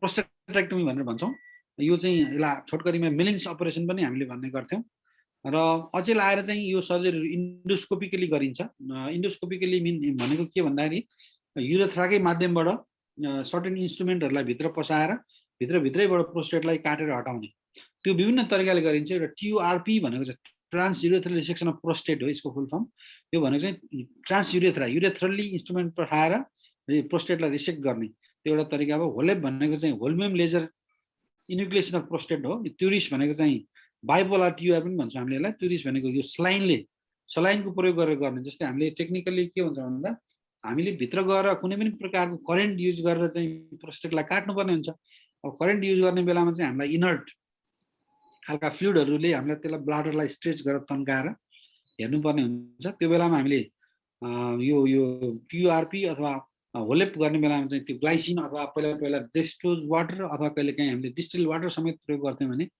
अचेल सलाइनमै गर्न मिल्ने एउटा बाइपोलर सिस्टम आएको हुनाले बाइपोलर TUR अथवा चाहिँ ट्युरिस भन्ने सिस्टमले चाहिँ त्यसलाई सलाइनकै प्रयोग गरेर चाहिँ प्रोस्टेटलाई हटाउन सकिने हुन्छ अहिले हामीले अब TURP भनेर एउटा नाम लियौँ TURP एसेन्सियली एउटा हिटेड वायर हो अब हिटेड वायरलाई हामीले भित्र पठाउँछौँ रिसेप्टोस्कोप भन्ने यन्त्रको थ्रुबाट र त्यसबाट चाहिँ प्रोस्टेटको टिस्युलाई इन चिप्स जस्तै यसरी हामीले यहाँ स्केमेटिकली यहाँलाई देखायौँ यो एउटा लुप वायर यसरी गएको छ यो लुप वायरले भित्र पसाएर यो प्रोस्टेटकै ग्ल्यान्डलाई इन चिप्स टुक्रा टुक्रा पारे हामीले नर्मली भन्दाखेरिमा एउटा अब कसरी भन्ने यसलाई बाहिरबाट हेर्दाखेरिमा चाहिँ एउटा पिल गर्ने कुनै चाहिँ यन्त्रले आलुलाई पिल गरे जस्तो भनेर हामीले यसलाई चाहिँ बुझ्न सक्छौँ र इन्ड अफ द रिसेक्सनमा भइसकेपछि यो भित्र भएको चिप्सहरूलाई हामीले एउटा चाहिँ इभ्याकुएटर भन्ने हुन्छ त्यसले इभ्याकुएट गरिन्छ अब ओपन प्रोस्टेटेक्टोमी अहिले पनि हामीले कुनै बिरामीहरूलाई गर्छौँ अब यो किन कहिले गरिन्छ भन्दा युजुअली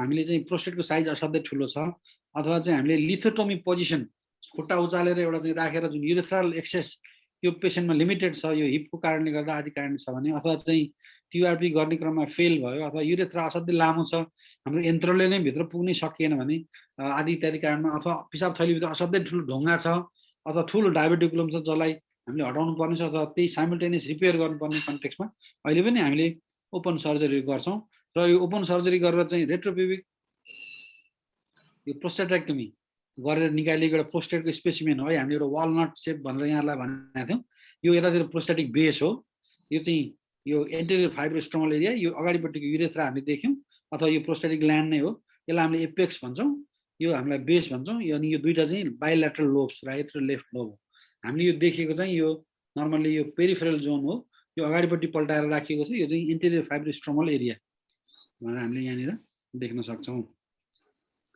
अब हामीले ओपन सर्जरीको कन्ट्राइन्डिकेसन अब यहाँलाई धेरै त यो डिटेलमा जानु पर्थ्यो पर्दैन थियो नर्मली चाहिँ साना प्रोस्टेट छन् भने हामी नर्मली ओपन सर्जरी गर्दैनौँ त्यसलाई चाहिँ यो हिटेड वायरले नै काटेर जसलाई हामी टियुआरपी पनि भन्छौँ त्यो गर्ने गर्छौँ। ठुला ग्ल्यान्डलाई अझ लेजर इनुक्लेसन अथवा विभिन्न उपायहरू छन्। अन्य मेथडहरू अहिले मार्केटमा अब मार्केटै भन्नु पर्यो यो एक किसिमको अथवा टेक्नोलोजीको इभल्भ हुने जाने क्रममा विभिन्न उपायहरू चाहिँ यो प्रोस्टेटको ट्रिटमेन्टमा प्रयोगमा आएका छन् मेडिकल फेलियर भएको कन्टेक्स्टमा।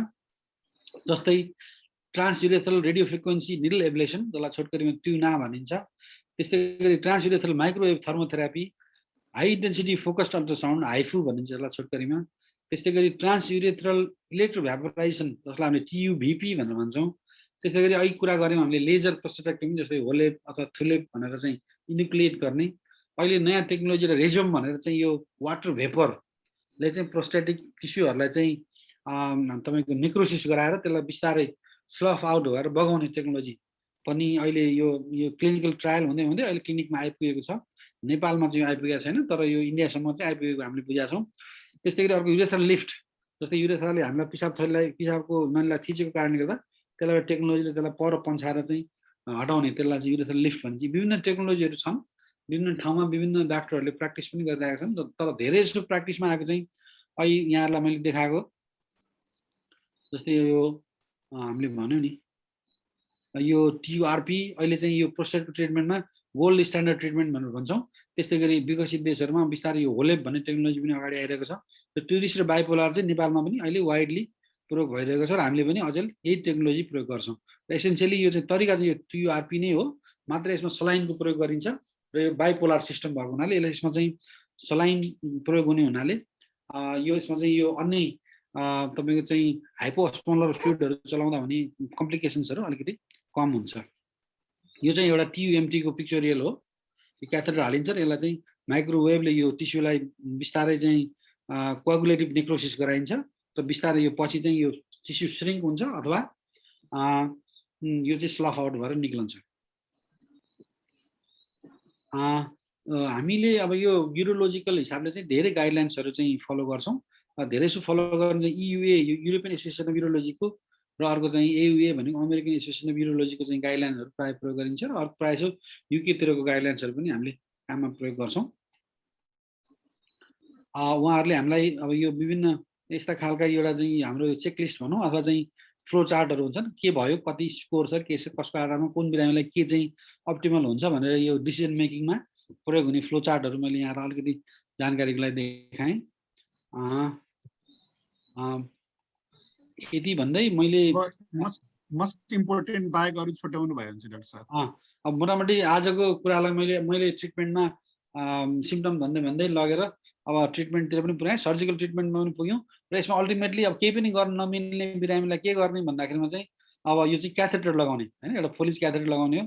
अझै अर्को टेक्नोलोजी चाहिँ हामीले अलिकति यहाँलाई भन्न चाहेँ, यो जुन यो प्रोस्टेटिक युरेथ्रल के अरे जाने यो चाहिँ आर्टरी छ यसलाई चाहिँ इम्बोलाइज गर्ने, यो आर्टरीलाई चाहिँ सेलेक्टिभ अथवा सुपर सेलेक्टिभ यो आर्टरीले इम्बोलाइजेसन गरेर यहाँनिर बिस्तारै गरेर यो साना साना भेसलहरूलाई ब्लक गरेर यो ग्ल्यान्डलाई चाहिँ एट्रोफी होइन हाइपोट्रोफी भएर गइरहेको ग्ल्यान्डलाई एट्रोफी गराउने पनि एउटा तरिका अहिले आएको छ, जुन क्लिनिक्सहरूमा युरोपतिर प्र्याक्टिस पनि छ। तर यो असाध्यै प्रुभन चाहिँ छैन, तर पनि सर्टन उपचार अथवा अपरेसन गर्न नमिल्ने बिरामीहरू एजको कारणले अथवा अन्य कोमर्बिडिटी भएको कारणले छ भने यस्तो कन्टेक्स्टमा यो उपचार पद्धति पनि रेडियोलोजिक इन्टरभेन्सन रेडियोलोजीको मार्फतबाट गर्ने गरेको छ। यदि भन्दै मैले आजको यहाँहरू समस्याको यो प्रोस्टेट सम्बन्धीका समस्याहरूको यो साना चिनारी कार्यक्रमलाई यहीँ टुङ्ग्याएँ। यहाँहरूको केही जिज्ञासाहरू छन् भने यहाँहरूले मैले सकेको जानकारी गराउँछु। अब मैले नबुझेको अथवा यहाँले सोधेको क्वेसन गाह्रो भयो भने फेरि पनि पढेर पनि आएर फेरि पनि भन्नुला। धन्यवाद। अब डाक्टर साहबले स्क्रिन सेयर चाहिँ हटाइदिउँ, त्यो सेयर चाहिँ हटाइदिउँ। त्यसपछि चाहिँ म पहिले सुवर्ण सर म पहिले यो च्याटमा मैले हेरेको चाहिँ कुरा डाक्टर साहबलाई राखौँ, अनि चाहिँ कसले हात उठाउनुहुन्छ, दुईटा हात उठिरहेछ, त्यसपछि उता मौका दिउँला जस्तो लाग्यो मलाई है। हजुर तीनटा हात उठिरहेछ रमाकान्त सर, तीनटा हात उठिएछ। पहिला त्यो च्याट के भन्नु होला क्वेसनहरु छ। पहिले च्याटमा चाहिँ त्यस्तो 6 जनाको चाहिँ मैले हेरेँ, 1 2 3 4 5 6 जनाको हेरेँ। राजन दाहाल, गोविन्द आचार्य मकवानपुर, धर्मपाल श्रीपुरबाट, अनि दिवाकर पौडेल, उहाँहरू 4 जना। भन्नु भएको छ, एउटा चाहिँ हार्दिकता व्यक्त गर्नु भएको छ। सर रमाकान्त सर मेरो पोखरेलको चाहिँ हजुर एउटा छ मेरो प्रश्न सर। हुन्छ एकछिनमा है हजुर म तपाईको एकछिन सर पहिले यहाँ मैले देखेको राखिदिन्छु डाक्टर साहबलाई। डाक्टर साहबले चाहिँ नोट गर्नुपर्छ भने नोट गर्नु पर्ला। एउटा स्वस्थ मानिसले विश्वमणि पोखरेलले के भन्नुभएको छ भन्दा 60 वर्ष नआएको एउटा स्वस्थ मानिसले एक दिनमा कति mg जति कति ग्राम जति हिसाब गर्ने एउटा स्ट्यान्डर्ड ठिक होला भन्ने प्रश्न राख्नु भएको छ। पोखरेलको अलि स्पेसिफिक प्रश्न छ। मैले पहिले माइलोट एटी खान्थेँ, अहिले माइलोट एटीएच खान्छु। मलाई चाहिँ डाक्टरले प्रोस्टेट पनि देखिसकेपछि वैशाख 4 गतेदेखिबाट अनि मलाई माइलोट एटीएच को साथमा युरिम्याक्स एउटा फिनास एउटा चलाएको छु म। अहिले म माइलोट एटीएच अनि युरिम्याक्स 1 फिनास 1 यति खान्छु। अब यो मैले लाइफ लङ खाने हो कि यसको विकल्प के छ भनेर प्रश्न राख्नु भएको छ। यति कुरा रेस्पोन्स गरिसकेपछि अनि उठेको हातमा जान्छौँ डाक्टर साहब। धन्यवाद। कृष्ण प्रसाद पोखरेल सरले राख्नु भएको कुरोमा बेसिकली यहाँले जुन औषधि लिइरहनु भएको छ यो मेरो विचारमा यिनीहरू त्यस्तो पहिला अब हामीले प्रोस्टेटको काम पनि गर्ने र चाहिँ अब यो तपाईँको ब्लड प्रेसर पनि घटाउने भनेर हामीले जुन त्यो फर्स्ट जेनेरेसन अल्फा ब्लकरहरू जस्तै अब ट्राजोसिन आदि इत्यादि खुवाउने गरिन्थ्यो। अझै चाहिँ यी औषधिहरू यहाँले एम्लोडिपिन भनेको बेसिकली यो क्याल्सियम च्यानल ब्लकर भएको हुनाले यसको केही त पिसाब थैलीमा खासै त्यस्तो र यी औषधिहरूसँग इन्टरेक्सन नहुने हुनाले यहाँले 3टै औषधि खानुपर्ने मिल्छ, सँगै खानु त्यस्तो समस्या छैन। तर अब यो औषधिहरूको जुन कुरा गर्नुभयो कति समय खाने भन्ने कुरा, अब यसको चाहिँ सेफ्टीको रिसर्चहरूको कुरा गर्ने भने यो अल्फा ब्लकर्स जस्तै ट्याम्सुलोसिन, युरिम्याक्समा ट्याम्सुलोसिन हुन्छ, फिनास्टेराइडहरू यिनीहरू चाहिँ लङ टर्ममा 4 वर्ष 5 वर्ष खाँदाखेरिसम्म केही पनि समस्या नआएका रिजल्टहरू हामीसँग प्रशस्तै छन् र सेफली खान सकिन्छ। यो लामो खाने बिरामीहरूले हामीले अहिले लङ टर्म इफेक्टहरूको बारेमा चाहिँ यसको 20 वर्षसम्म खाँदाखेरिमा पनि त्यस्तो केही समस्या नआएका होइन लङ टर्म खान मिल्ने भनेर नै यसको सेफ्टी वाइज चाहिँ प्रुभन छ। त्यसले गर्दा हामीले यसलाई सेफली खान सक्छौँ। मात्र एउटा यो फिनास्टेराइड भन्ने औषधि मा चाहिँ के छ भन्दाखेरिमा यसले आउने समस्याहरूको बारेमा यहाँलाई हामीले अलिअलि कुरा पनि गऱ्यौँ। नर्मली प्रोस्टेटको साइज यदि चाहिँ यहाँले अल्ट्रासाउन्ड रिपिट गर्दाखेरिमा size if it is less than 30 grams होइन, साइज सानो भइसकेको छ, श्रिङ्क भइसकेको छ भने चाहिँ त्यतिखेर चाहिँ फिनास्टेराइड भन्ने औषधि चाहिँ फर्दर खाइरहनु पर्दैन भन्ने भनिन्छ। तर अब बिरामीहरूको सब्जेक्टिभ इभ्यालुएसनमा कहिलेकाहीँ के भइदिँदो रहेछ भन्दा मलाई यो औषधि खाँदाखेरि मात्रै पिसाब खुल्ने र अन्यथा नखुल्ने भन्नेको कन्टेक्स्टमा हामीले यसलाई अलि समयसम्म खुवाएको पनि छौँ।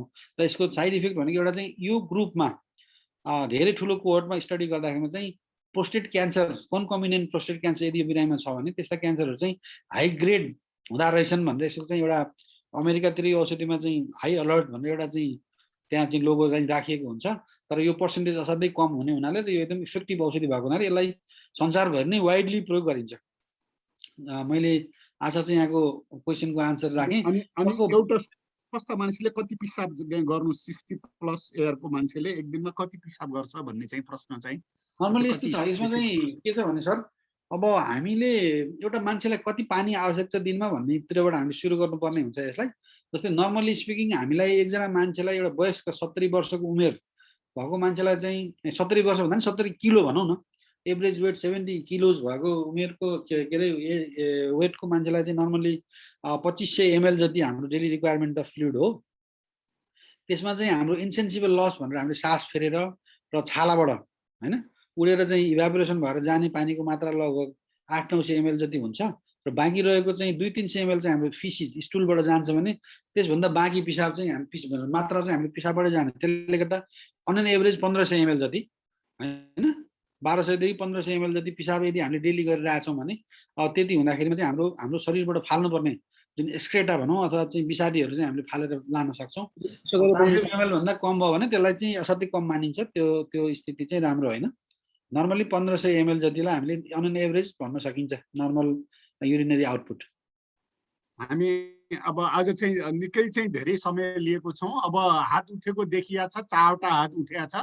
पहिले अब मातृका ओझा सरले बिचमै उठाउनु भएको थियो। मातृका ओझा सरले चाहिँ अब अनम्युट गर्न मिल्छ भने अनम्युट गरेर बोल्दा हुन्छ होला।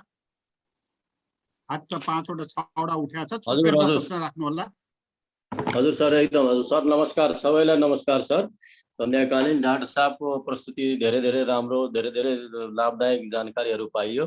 सर अब मैले के जान्न खोजेँ मैले यो प्रोस्टेट होइन सर यो सुगर सम्बन्धी पनि सोध्न मिल्छ होला नि अलिअलि मिल्छ। यो मेरो के भने सर मेरो भर्खर मैले हिजो अस्ति मात्रै मैले चेक गराएको मेरो फास्टिङमा 136 आयो सर अनि पिपीमा चाहिँ 119 आयो हमेसा मेरो पिपीमा चाहिँ कहिले पनि कम आउँछ सर अनि फास्टिङमा चाहिँ यसै 36 20 यस्तो आउँथ्यो अब अनि यो एचबीएनसी पनि गराए यसमा चाहिँ नि 5.4 आयो सर अब यहाँ डाक्टर साहबले त्यहाँ सिभिलमा चेक गराएको डाक्टर साहबले चाहिँ नि होइन औषधि खानुपर्छ भन्ने कुरो गर्नुभयो मैले भने यसमा औषधि के खाउँ भनेर फेरि यता लागे यता के अरे यो हाम्रो के अनिल भन्ने छन् नि नयाँ अहिले त्यहाँ नयाँ तल बिल्डिङ बनाएर ठुलो बिल्डिङ बनाएर बसेका छन् तिनी कहाँ गए तिनले चाहिँ नि पर्दैन औषधि भन्नुभयो सर अब यसमा के गर्ने सर मैले अनि अब यसमा यो दुधले पनि सुगर बढाउँछ कि उहाँले पनि के भन्नुभयो भने दुध पनि अलि कमै खाने भन्नुभयो दही खाँदा हुन्छ भन्नुभयो के होला सर यो भनेर सोध्न खोजेको सर अब अचेलको अहिलेको अब मैले मेरो लिमिटेड नलेज अब म त्यसै पनि फिजिसियन अथवा चाहिँ डायबिटोलोजिस्ट अथवा इन्डोक्राइनोलोजिस्ट त होइन तर पनि मैले बुझेसम्म के हो भन्दा अहिलेको डिफिनेसनले 124 मिलिग्राम पर डेसिलिटर भन्दा बढी सुगर गएपछि हामीले त्यसलाई चाहिँ डायबिटिज हो यो भनेर चाहिँ भन्छौँ अब नर्मली स्पिकिङ 124 अहिलेको नयाँ अमेरिकन सोसाइटी अफ इन्डोक्राइनोलोजीले गरेको डिफिनेसन अनुसार त्यसले गर्दाखेरि हजुरको अब ब्लड सुगर 136 देखिएपछि उहाँहरूले यसलाई चाहिँ तपाईँको ब्लड सुगर अथवा अनकन्ट्रोल ब्लड सुगर भन्नु पहिला चाहिँ 140 यसको लिमिट थियो अहिले त्यो लिमिटलाई तल ल्याएर 124 मा पुर्याइएको छ अब जुन चाहिँ फास्टिङ र चाहिँ पिपीको कुरा गर्नुभयो त्यो चाहिँ अब हामीले सोचे जस्तै खाना खाइसकेपछि नर्मली 2 घण्टा पछाडि हामीले फास्टिङ पिपी गर्छौँ र पहिला चाहिँ ओजिटिटी भनेर चाहिँ 75 ग्राम सुगर खाएर पनि गर्न चलन थियो अझै त्यो चलन बिस्तारै घट्दै गयो सजिलोको लागि खाना नै खाइन्छ र खाना खाएको 2 घण्टामा नापिन्छ तर हामीले सोचे जस्तो सधैँ चाहिँ खाना खाएपछि सुगर बढ्नै पर्ने र खाना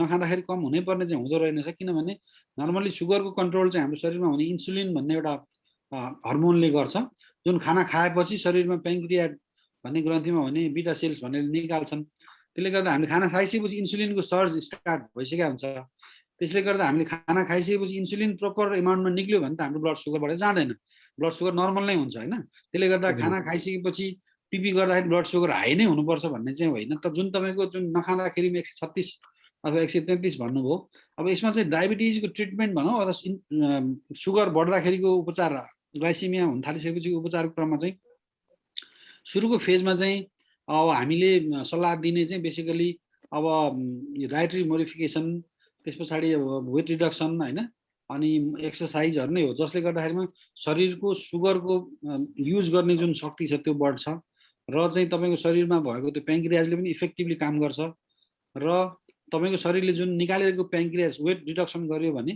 निक्लेकी जति हर्मोन निक्लन्छ त्यसले नै पनि तपाईँको शरीरलाई पुग्ने हुन्छ जस्तै त्यसले गर्दाखेरिमा सुरुको फेजमा चाहिँ डायट्री मोडिफिकेसन बिहेभियरल चेन्जेस होइन फिजिकल थेरापी नै हो गर्नुपर्ने अब कुनै डाक्टरले अब किन त्यो औषधि खानैपर्छ भन्नुभयो त्यसको बारेमा त मैले ठ्याक्कै भन्न सकिनँ तर नर्मली स्पिकिङ पहिला तपाईँको बिहेभियरल चेन्जै हो त्यस पछाडि बिहेभियरल चेन्जले कन्ट्रोल भएन भने मात्रै चाहिँ तपाईँको फार्माको थेरापीमा जाने युजुअली यसको ट्रेन्ड चाहिँ यही नै हुनुपर्ने भन्ने मेरो बुझाइ छ थ्यांक यू सर अब रामेश्वर अरियाल सरले चाहिँ भने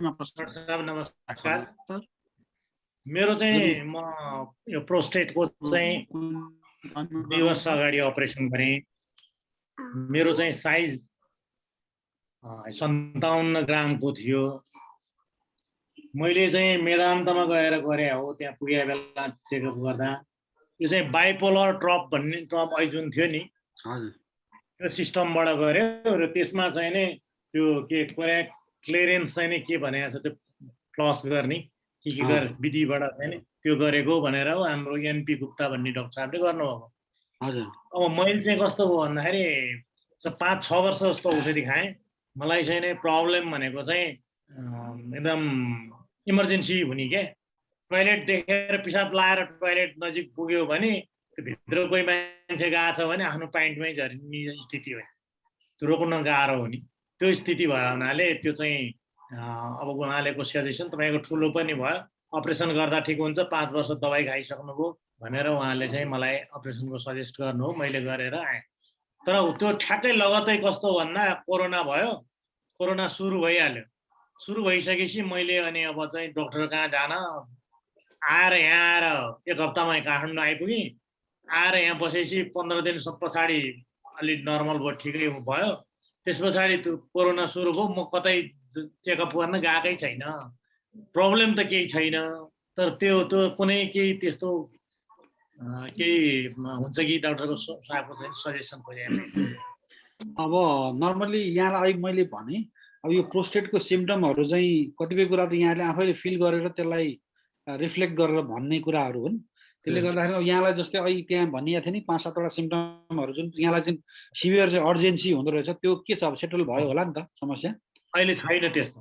अनि त्यो पिसाब अलिकति लागेर अलि लामो समयसम्म चाहिँ रोक्न सक्छु, तर रोक्दाखेरि चाहिँ त्यो युरिनरी ट्र्याक कता फेदतिर कतै दुखे जस्तो हुन्छ कि।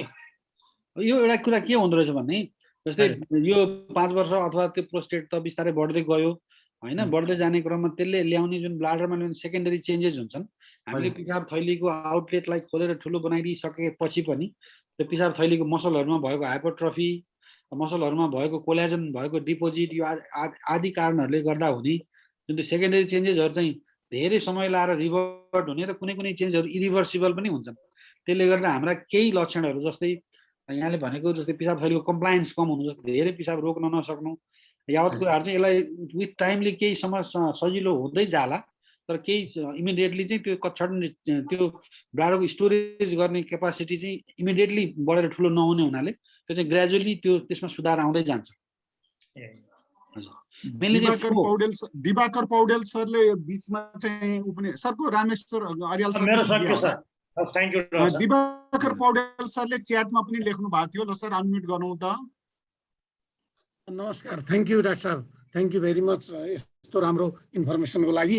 मैले चाहिँ अरू खास रोग भएर होइन कुरो जान्न चाहेको के भने अलिकति इकोनोमिक टर्ममा पनि केही कुरा बुझौँ कि जस्तो मलाई फिल भयो। किनभने हामी चाहिँ अहिले कम्प्युटर चाहिँ हाइटेकको जमानामा छौँ होइन। त्यसले गर्दाखेरि चाहिँ टेक्नोलोजीहरू चाहिँ मेरो विचारमा ड्रास्टिकल्ली चेन्ज भइरहेको छ होइन। त्यसले गर्दाखेरि अब कतिको चाँडो रिजल्टहरू आउने गर्दछ र चाहिँ इसेन्सियल र नन इसेन्सियल भन्ने हामीले कसरी छुट्याउने, कुन इन्कम ग्रुपको मान्छेले कस्तो किसिमको तहसम्म टेस्ट गर्न पुग्नुपर्ने हो र त्यो टेस्ट गरेको कुराको रिजल्ट कतिको चाँडो आउँछ, यो कुराहरू अलिकति जान्न मन लाग्यो हुनाले मैले डाक्टर साहबलाई चाहिँ यो प्रश्न राखेको। अब अरू पनि धेरै हात उठेको छ रमाकान्त सर, 2-2 जना साथीको लिङ्क होला। त्यसो भए कृष्णबहादुर आहिर सरले पनि राख्नु त। टेक्नोलोजीसँग सम्बन्धित सरले डाक्टर साहबले सम्झिरहनु पर्यो। अब कृष्णबहादुर आहिर सरले राख्नु त। हस् सर, धन्यवाद सापकोटा सर। डाक्टर साहबलाई धेरै धेरै धन्यवाद। एकदम राम्रो हाम्रो यो उमेरमा काम लाग्ने चाहिने प्रस्तुति गर्नुभयो र यस कार्यक्रममा जोडिनु भएका सम्पूर्ण सर म्याडमहरूलाई नमस्कार। म त आज कस्तो लाग्यो भने ठ्याक्कै मेरै लागि यो कार्यक्रम भयो जस्तो लाग्यो। अब 2-4 दिन यता म चाहिँ अलिकति तकलिफै भएर यही पिसाब सम्बन्धी, अनि आज दिउँसो मैले यो इन्डोस्कोपी के भन्छ यो अल्ट्रासाउन्ड चाहिँ गरेर आएको, तर रिपोर्ट चाहिँ डाक्टर साहबलाई मैले देखाउनु पाएन। त्यो त्यतिखेर डाक्टर साहब गइसक्नु भएको रहेछ र यो समस्या चाहिँ मलाई 10 वर्ष अगाडि पनि भएको थियो। पिसाब चाहिँ रोक्न नसकिने, छिटो जानुपर्ने, अनि त्यस्तो थियो र मैले त्यतिखेर पनि उपचार गराएको र यो अल्ट्रासाउन्ड पनि गराएको थिएँ र अहिले रिपोर्ट चाहिँ त हजुरको अब यो प्रोस्टेटको साइज 27 ग्राम भनेको छ 10 वर्ष अगाडिकोमा। अहिले चाहिँ enlarge in size 25 gram, normal in echo texture भनेको छ। यो चाहिँ के यो घट्ने बढ्ने पनि हुँदो रहेछ कि एउटा कुरो। अर्को कुरो यो पिएसए भनेको चाहिँ यो पिएसए पनि गराएको छु मैले आज। यसको रिजल्ट 0.78 चाहिँ यो यसको दिएको छ रिपोर्ट। र अर्को कुरो चाहिँ मलाई के लाग्यो भने अब यो रिपोर्ट देखाएर त डाक्टर साहबहरूले औषधि उपचारको कुरो त होला भोलि, अब उहाँलाई देखाएर मैले गर्छु। र अहिले यसको चाहिँ यो अरू सबै यो यसमा इम्प्रेसनमा के भनेको छ रिपोर्टमा भने border line prostatomegaly भनेको छ normal rest of the abdominal skin भनेको छ PVRU भनेर 20 cc लेख्नु भएको छ यो रिपोर्टमा र यो त भयो मेरो रिपोर्टको कुरो डाक्टर साहब। अब अहिले चाहिँ म धेरै पटक पिसाब जानुपर्ने र अलिकति दुखे जस्तो लास्टमा अलि पोले जस्तो पनि फिल भइराखेको छ। र अर्को कुरो मैले एउटा सरलाई के भन्न चाहेको भने यो रिपोर्टहरू र डाक्टर साहबलाई मैले चेकअप गराएको र यो रिपोर्ट तयार हुन्जेलसम्म 3 दिन भयो। अब डाक्टर साहबलाई देखाउनलाई चौथो दिन जानुपर्ने भयो। र मैले के जान्नु खोजेको एउटा कुरो भने सरको विचारमा पनि यो कुरो हुनुपर्ने पेसेन्टको जुन चाहिँ यो ल्याब टेस्टहरू हुन्छ त्यो तत्कालै त्यो रिपोर्टहरू चाहिँ त्यो डाक्टर कहाँ पुग्ने जस्तो विदेशको जस्तो त्यस्तो चाहिँ तरिका अपनाउन सकिन्न र हाम्रो देशमा त्यो त यति समय त नलाग्नु पर्ने हो। तत्कालै जाने त्यहाँबाट ल्याबबाट सोझै जाने त्यो कम्प्युटरमा त्यो डाक्टर कहाँ जाने पनि त छ नि त अन्त्य देशमा त। यस्तो सिस्टम हामी कहाँ कहिले विकास गर्न सकिला केही त्यतातिर पनि सोच्छ कि सर? मेरो जिज्ञासा यति नै हो। ल धन्यवाद। यो दुईटालाई रेस्पोन्स गरौँ डाक्टर साहब अनि अर्को। धन्यवाद दिवाकर सर र आइरी सर। बेसिकली अब जुन दिवाकर सरले कुरा उठाउनु भयो अब यो कोट कति टेस्ट गर्ने अथवा त्यसको फाइनेन्सियल अब कस्तो खालको मान्छेलाई के गर्ने भन्ने बारेमा यहाँले बेसिकली यो प्रोस्टेटको जुन हामीले अहिले जति कुरा गऱ्यौँ यसमा चाहिँ धेरै जसो कुराहरू चाहिँ एउटा पेसेन्ट र क्लिनिसियनको तपाईँको कन्भर्सेसनबाट नै धेरै इन्फर्मेसन हामीले ग्यादर गर्ने हो र त्यो ग्यादर गरेको इन्फर्मेसनलाई प्रुफ गर्नको लागि यो चिज रियलमा हो कि होइन भन्नलाई हामीले नर्मली प्रोस्टेटकै कन्टेक्समा हामीले नर्मली गर्नुपर्ने टेस्ट भनेको चाहिँ अब एउटा अल्ट्रासाउन्डले चाहिँ त्यो प्रोस्टेटको साइज हेर्ने र ब्लाडरको सेकेन्डरी चेन्ज हेर्ने त्यस पछाडि तपाईँले पोस्ट भोइड रेजिडुअल युरिन कति छ भनेर हेर्नलाई एउटा अल्ट्रासाउन्ड हामीले गर्नै पर्ने हुन्छ। अर्को कुरा चाहिँ अब हामीले त्यसमा कन्कमिटेन्ट इन्फेक्सन छ कि छैन भनेर हेर्नलाई युरिनको टेस्ट रुटिन र आरई र एमई भन्छ भने त्यो गर्ने हो। र अर्को चाहिँ अहिलेको कन्टेक्समा जस्तै अब एज मोर देन 40 इयर्सको बिरामीहरू हामीसँग यसरी आउने क्रममा अपर्चुनिस्टिक हिसाबले नै भए तापनि किनभने वेस्टतिर अहिले अब 40 वर्षभन्दा माथि उमेरका पुरुषहरूको प्रत्येक 2 वर्षमा चाहिँ PSA टेस्ट गरेर प्रोस्टेट क्यान्सरलाई अर्ली समयमै डिटेक्ट गरेर प्रोस्टेट क्यान्सर भनेको वेस्टर्न वर्ल्डमा सबभन्दा धेरै पुरुषहरूमा हुने क्यान्सर हो र हाम्रो कन्टेक्समा त्यो देखिँदैन। किन देखिँदैन भने हामीले यो PSA को स्क्रिनिङ टेस्ट गर्दैनौँ। त्यसले गर्दा क्लिनिकमा छिर्नुभएका प्रोस्टेटका समस्या भएर आउनुभएका बिरामीहरूलाई एटलिस्ट हामीले चाहिँ PSA को टेस्ट गर्नुपर्छ है भनेर चाहिँ युरोलोजिकल सोसाइटीमा यो कुराहरू सबैतिर फैलिएको पनि छ र हामीले युरोलोजीका ट्रेनीहरूलाई सिकाउने क्रममा पनि यो सिकाउँछौँ र यो वाइडली प्रयोगमा आएको छ। त्यसले गर्दा PSA को टेस्ट भन्छौँ हामीले, त्यो चाहिँ हामी प्राय गर्ने गरेका छौँ।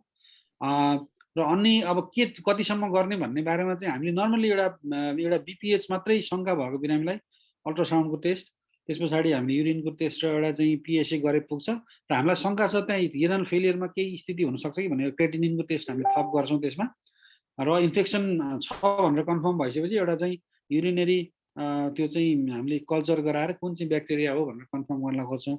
अब यहाँले भने जस्तो अचेल सोसाइटीमा चलन चाहिँ हाम्रो देशमा मात्रै भनिन्छ, यस्तो इन्डियामा पनि भनिन्छ फुल बडी चेकअप भनेर भन्ने चलन छ। अब वास्तवमा भन्ने भने यस्तो टेस्टहरू चाहिँ वेस्टर्न कन्ट्रीहरूमा यहाँहरू कोही जोडिनु भएको पनि होला र त्यहाँले देख्नुभयो भने फुल बडी चेकअप भन्ने यस्तो टर्मिनोलोजी प्रयोग हुँदैन मेडिकल साइन्समा।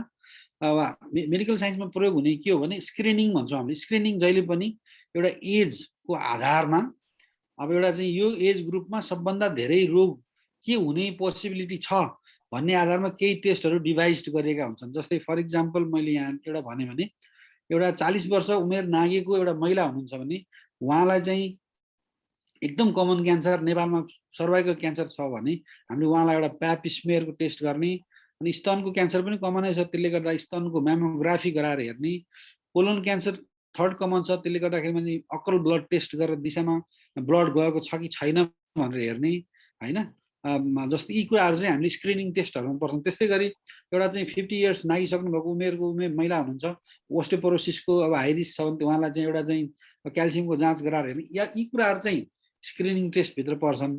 तर अहिलेको चलन के चलेको छ भने अब रगत तान्ने अनि भएभरका चिजहरू हेर्ने, अनि त्यो हेरेर यसमा यो प्रब्लम छ त्यसमा यो प्रब्लम छ भनेर हेर्ने, त्यो चाहिँ अब खासमा यो चाहिँ फाइनान्सियल्ली यो चाहिँ एउटा देशले खर्च गर्ने हो भने यो भाइबल अप्सन होइन, हामीले बुझेको कुरा त्यस्तो छ।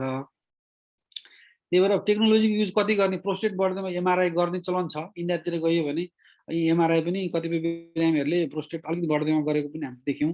अब त्यो कति आवश्यक छ छैन, प्रोस्टेटमा क्यान्सरको शङ्का भइसकेपछि त्यो टेस्ट आवश्यक नै छ, तर इन्लार्जमेन्ट बिपिएच भइन्जेलमा त्यो त्यति आवश्यक छैन। त्यसले गर्दा अब यो मेडिकल इकोनोमिक्सको पोइन्ट अफ भ्यूबाट हेर्दाखेरिमा यी विषयवस्तुहरू यो देश बुझ्ने हुँदै जाने, इन्सुरेन्सले बिस्तारै कभरेज बढ्दै जाने र यसलाई युनिभर्सल तपाईँको चाहिँ राइट अथवा चाहिँ ह्युमन राइटको अथवा देशले संविधानले स्वास्थ्यलाई चाहिँ अब एउटा चाहिँ युनिभर्सल राइटको रूपमा लिँदै र यसलाई प्रत्याभूत हुँदै जाने क्रममा चाहिँ देशले खर्च गर्ने हुँदै आएपछि यो चिजहरू बिस्तारै डिफाइन्ड हुँदै जान्छन् होला। अहिले आउट अफ पकेट यो तपाईँ एक्सपेन्डिचरमा चाहिँ यी चिजहरू अलिअलि माल प्र्याक्टिस पनि छ यसभित्र र एट द मेन टाइम अब यो पर्सनल एकदम ड्रिभन छ। एउटा पाटो यो भयो।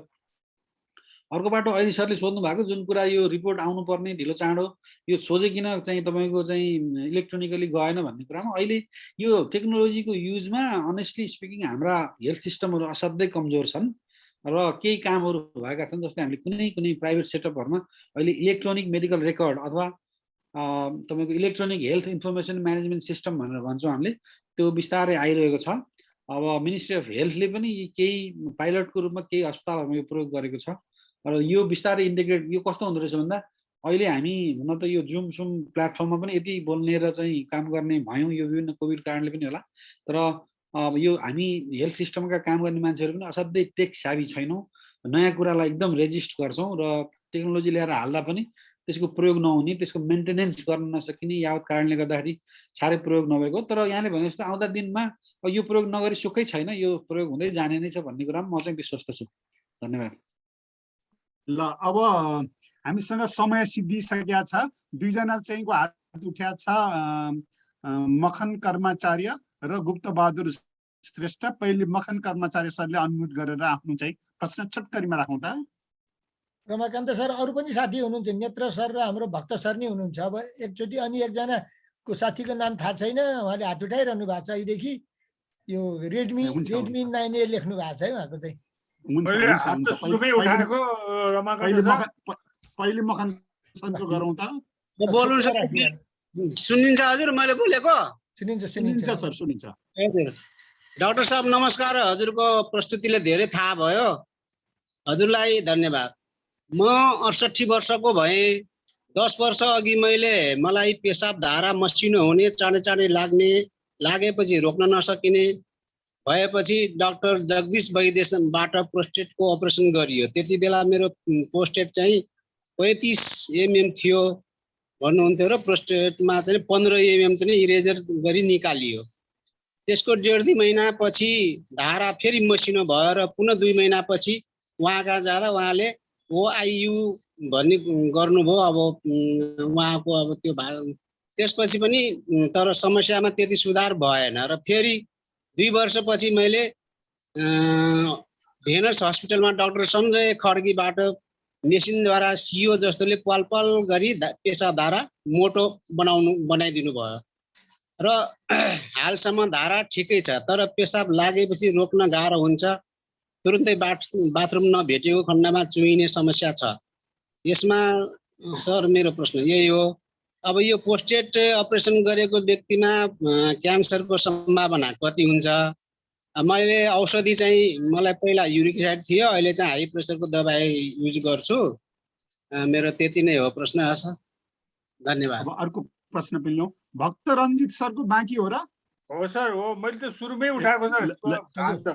राखिहालौँ सर। ल sir, thank you sir, thank you. Doctor साहबलाई पनि धन्यवाद, एकदम राम्रो प्रस्तुत गरिदिनु भयो। धेरै कुरा पनि जानकारी पाइयो र मेरो सबभन्दा मेरो आफ्नो के भन्छ हेल्थको अलिकति यो प्रोस्टेटबारे अलिकति जानकारी दिउँ सर। मेरो नाम भक्तराज रञ्जित भयो, वर्ष 69। अहिले मेरो डायबिटिज छ 10 वर्षदेखि, हाई प्रेसर पनि छ। यो 2 महिनादेखि के भन्छ यो हार्टको चाहिँ के भन्छ नसा अलिकति सुकिया छ भन्ने कुरा पनि भएको छ। अब मेरो 6 महिना अगाडि जचाउँदाखेरि प्रोस्टेट चाहिँ 42 ग्राम छ, अनि पिसाब चाहिँ के भन्छ 2 घन्टामा लाग्छ डाक्टर साहब। मैले अनि प्रोस्टेटको औषधिमा चाहिँ के भन्छ युरिम्याक्स र डटास भन्ने खाएको छु मैले। अब मेरो चाहिँ प्रश्नहरू छन् सर डाक्टर साहब। एउटा जुन डाक्टर साहबले यो सर्जरी गर्ने बारेमा चाहिँ के भन्छ 3-4 किसिमको कुराहरू भन्नुभयो। त्यो मध्येमा चाहिँ के भने सब कुन चाहिँ नेपालको कन्टेक्स्टमा कुन चाहिँ राम्रो र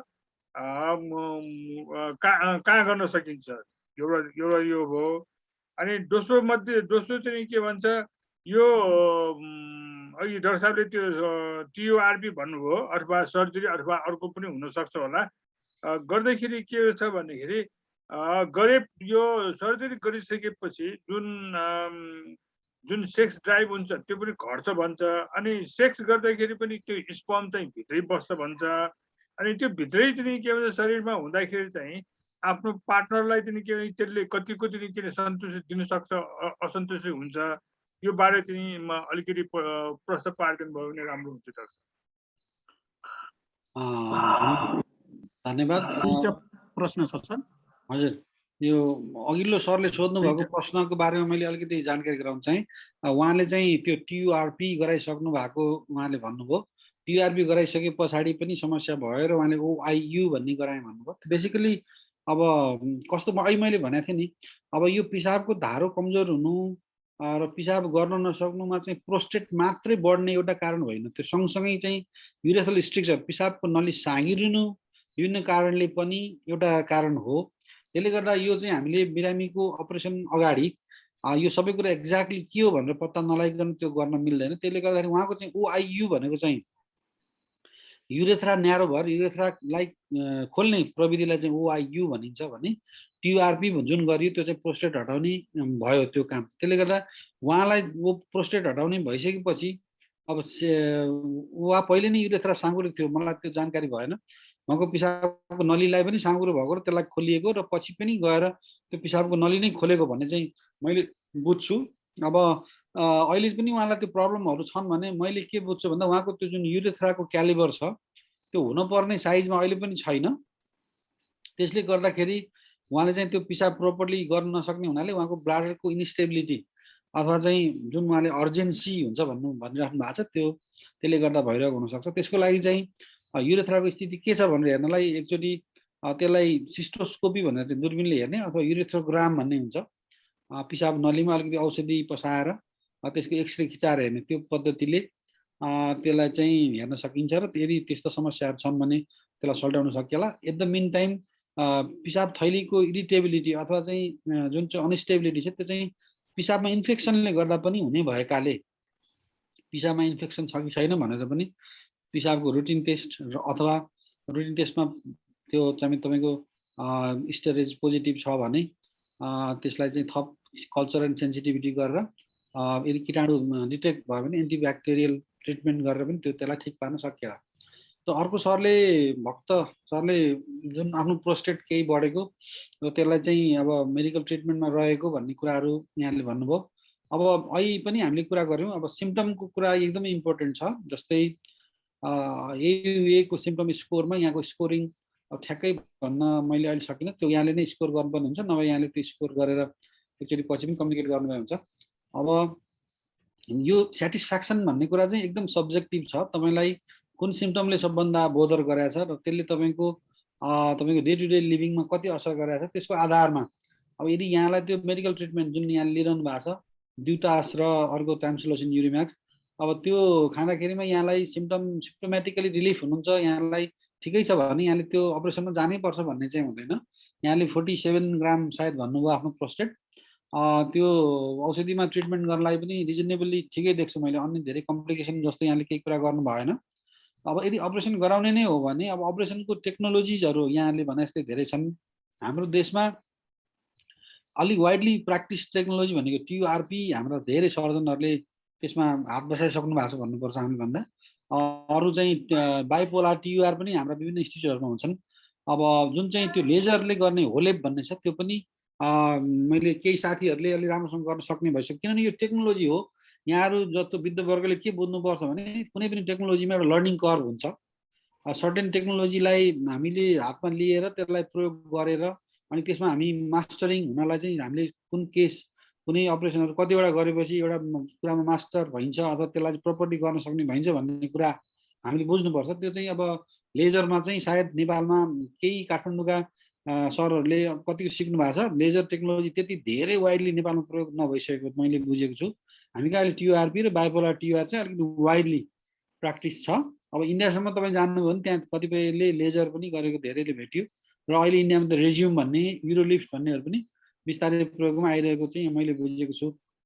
अहिले पनि अब तपाईँको चाहिँ यदि मेडिकल साइन्समा हामीले यो गोल्ड स्ट्यान्डर्ड ट्रिटमेन्ट के हो बिनाइन इलाजमेन्ट अफ प्रोस्टेटको भनेर भन्यो भने हाम्रो आन्सर टिक मार्कमा अहिले पनि TURP नै हुन्छ। त्यसले गर्दा TURP इज टाइम टेस्टेड र चाहिँ सबभन्दा तपाईँको चाहिँ धेरै जसो संसारभरिका बिरामीहरूलाई गएर धेरै एनालाइसिस भएको प्रोसिड्युर हो र यो नेपालमा पनि धेरै जसो डाक्टरहरूले एकदम सेफ मार्जिनभित्र गर्न सक्ने क्यापासिटी राख्नुहुन्छ भनेर मैले बुझ्छु। धन्यवाद।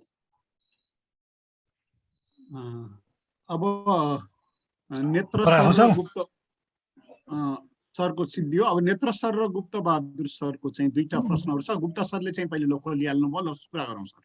ल डाक्टर साहब नमस्कार। डाक्टर साहबको कम्प्रिहेन्सिभ प्रेजेन्टेसनको लागि चाहिँ थ्याङ्क यू सर।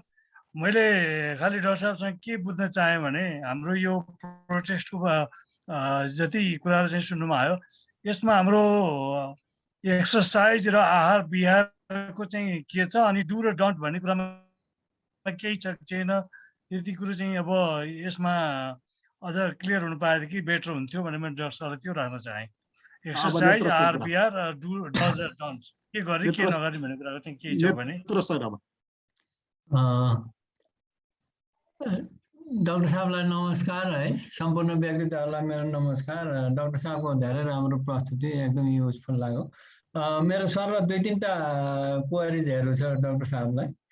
एउटा त यो जुन अघि भनियो अब नेपालको जुन अहिले टेक्नोलोजी युज गरेको छ त्यो सर्भिसहरू हाम्रो नेपालमा कतिको एभाइलेबल छ यो भनौँ न सर्जरीको लागि होइन। एउटा त्यो भयो भने अनि हाम्रो म्याक्सिमम अप्पर एज चाहिँ कतिसम्म यो सर्जरीहरू गर्न मिल्छ अनि कतिको एफोर्डेबल छ हामी सामान्य नेपालीहरूलाई यो भनौँ न यो सेवा लिनलाई। यो तीनटा कुरा मेरो। हस् डाक्टर साहब। अब यो ग्यालेक्सी M62बाट कसले चाहिँ हो थाहा भएन। एकदमै डाक्टर साहबको प्रस्तुतिलाई एकदमै हाइली एप्रिसिएट गर्नु भएको छ र यो प्रोग्राम अर्गनाइज गरेकोमा हाम्रो चाहिँ U3A र विशेष गरी चाहिँ अब आजको अर्गनाइज गरे हुनाले मलाई समेत उहाँले चाहिँ धन्यवाद ज्ञापन गर्नु भएको छ। यहाँलाई पनि धन्यवाद। अब प्रश्न अरू छैन। डाक्टर साहबले चाहिँ यो गरिसकेपछि दुईटा रेस्पोन्स गरिसकेपछि आजको धन्यवाद ज्ञापन गर्ने कसलाई लगाउने हो। सुवर्ण सरले चाहिँ अब रेडमी 9A ले प्रश्न के अरे रेडमी 9A भनेर सुरुदेखि हात उठाउनु भएको छ तपाईँको नाम थाहा नभएर। हजुरले त्यसो भए उहाँको प्रश्न लिइहालौँ न। उहाँको लिइहालौँ। त्यो भन्नुहोस् तपाईँ रेडमी 9A को हुनुहुन्छ कृपया हात उठाउनुहोस् त। परिचय पनि दिनुहोस् है तपाईँको। परिचय दिएर कुरा गरौँ सर। म कमलिकान्त घिमिरे। मैले चाहिँ 15 वर्ष अगाडिदेखि 12 वर्ष अगाडिदेखि औषधि खाइरहेको सर प्रोस्टेटको। अनि मेरो चाहिँ त्यो 26, 27, 25 यस्तै छ MM थोरै नै छ। तर त्यो मैले चाहिँ पहिला जेड फ्लो खान्थेँ पछि चाहिँ युरिम्याक्स खाने भनेर डाक्टर साहबले भनेर अहिले 2 वर्षदेखि लगातार युरिम्याक्स खाइरहेको छु। र यो अहिले धन्य 2 महिना अगाडि 3 महिना अगाडि चाहिँ मेरो पिसाबमा चाहिँ रगत आयो। पिसाबमा रगत भनेको थेक्ला थेक्ला आउने सबै बेलामा पिसाबमा आउने होइन कहिले कहिले थेक्ला आउने। र 2-3 दिन त्यस्तो भएपछि म चाहिँ त्यहीँ टाढीमा तल झरेर गर्दा डाक्टर साहबले चाहिँ पिसाबको जाँच PSA के धेरै थोक देखाउनु भयो। प्रब्लम खासै केही देख्नु भएन। प्रब्लम छैन भन्नुभयो। मलाई भइरह्यो। अनि त्यो एन्टिबायोटिकहरू के खाएर बिसेक भयो।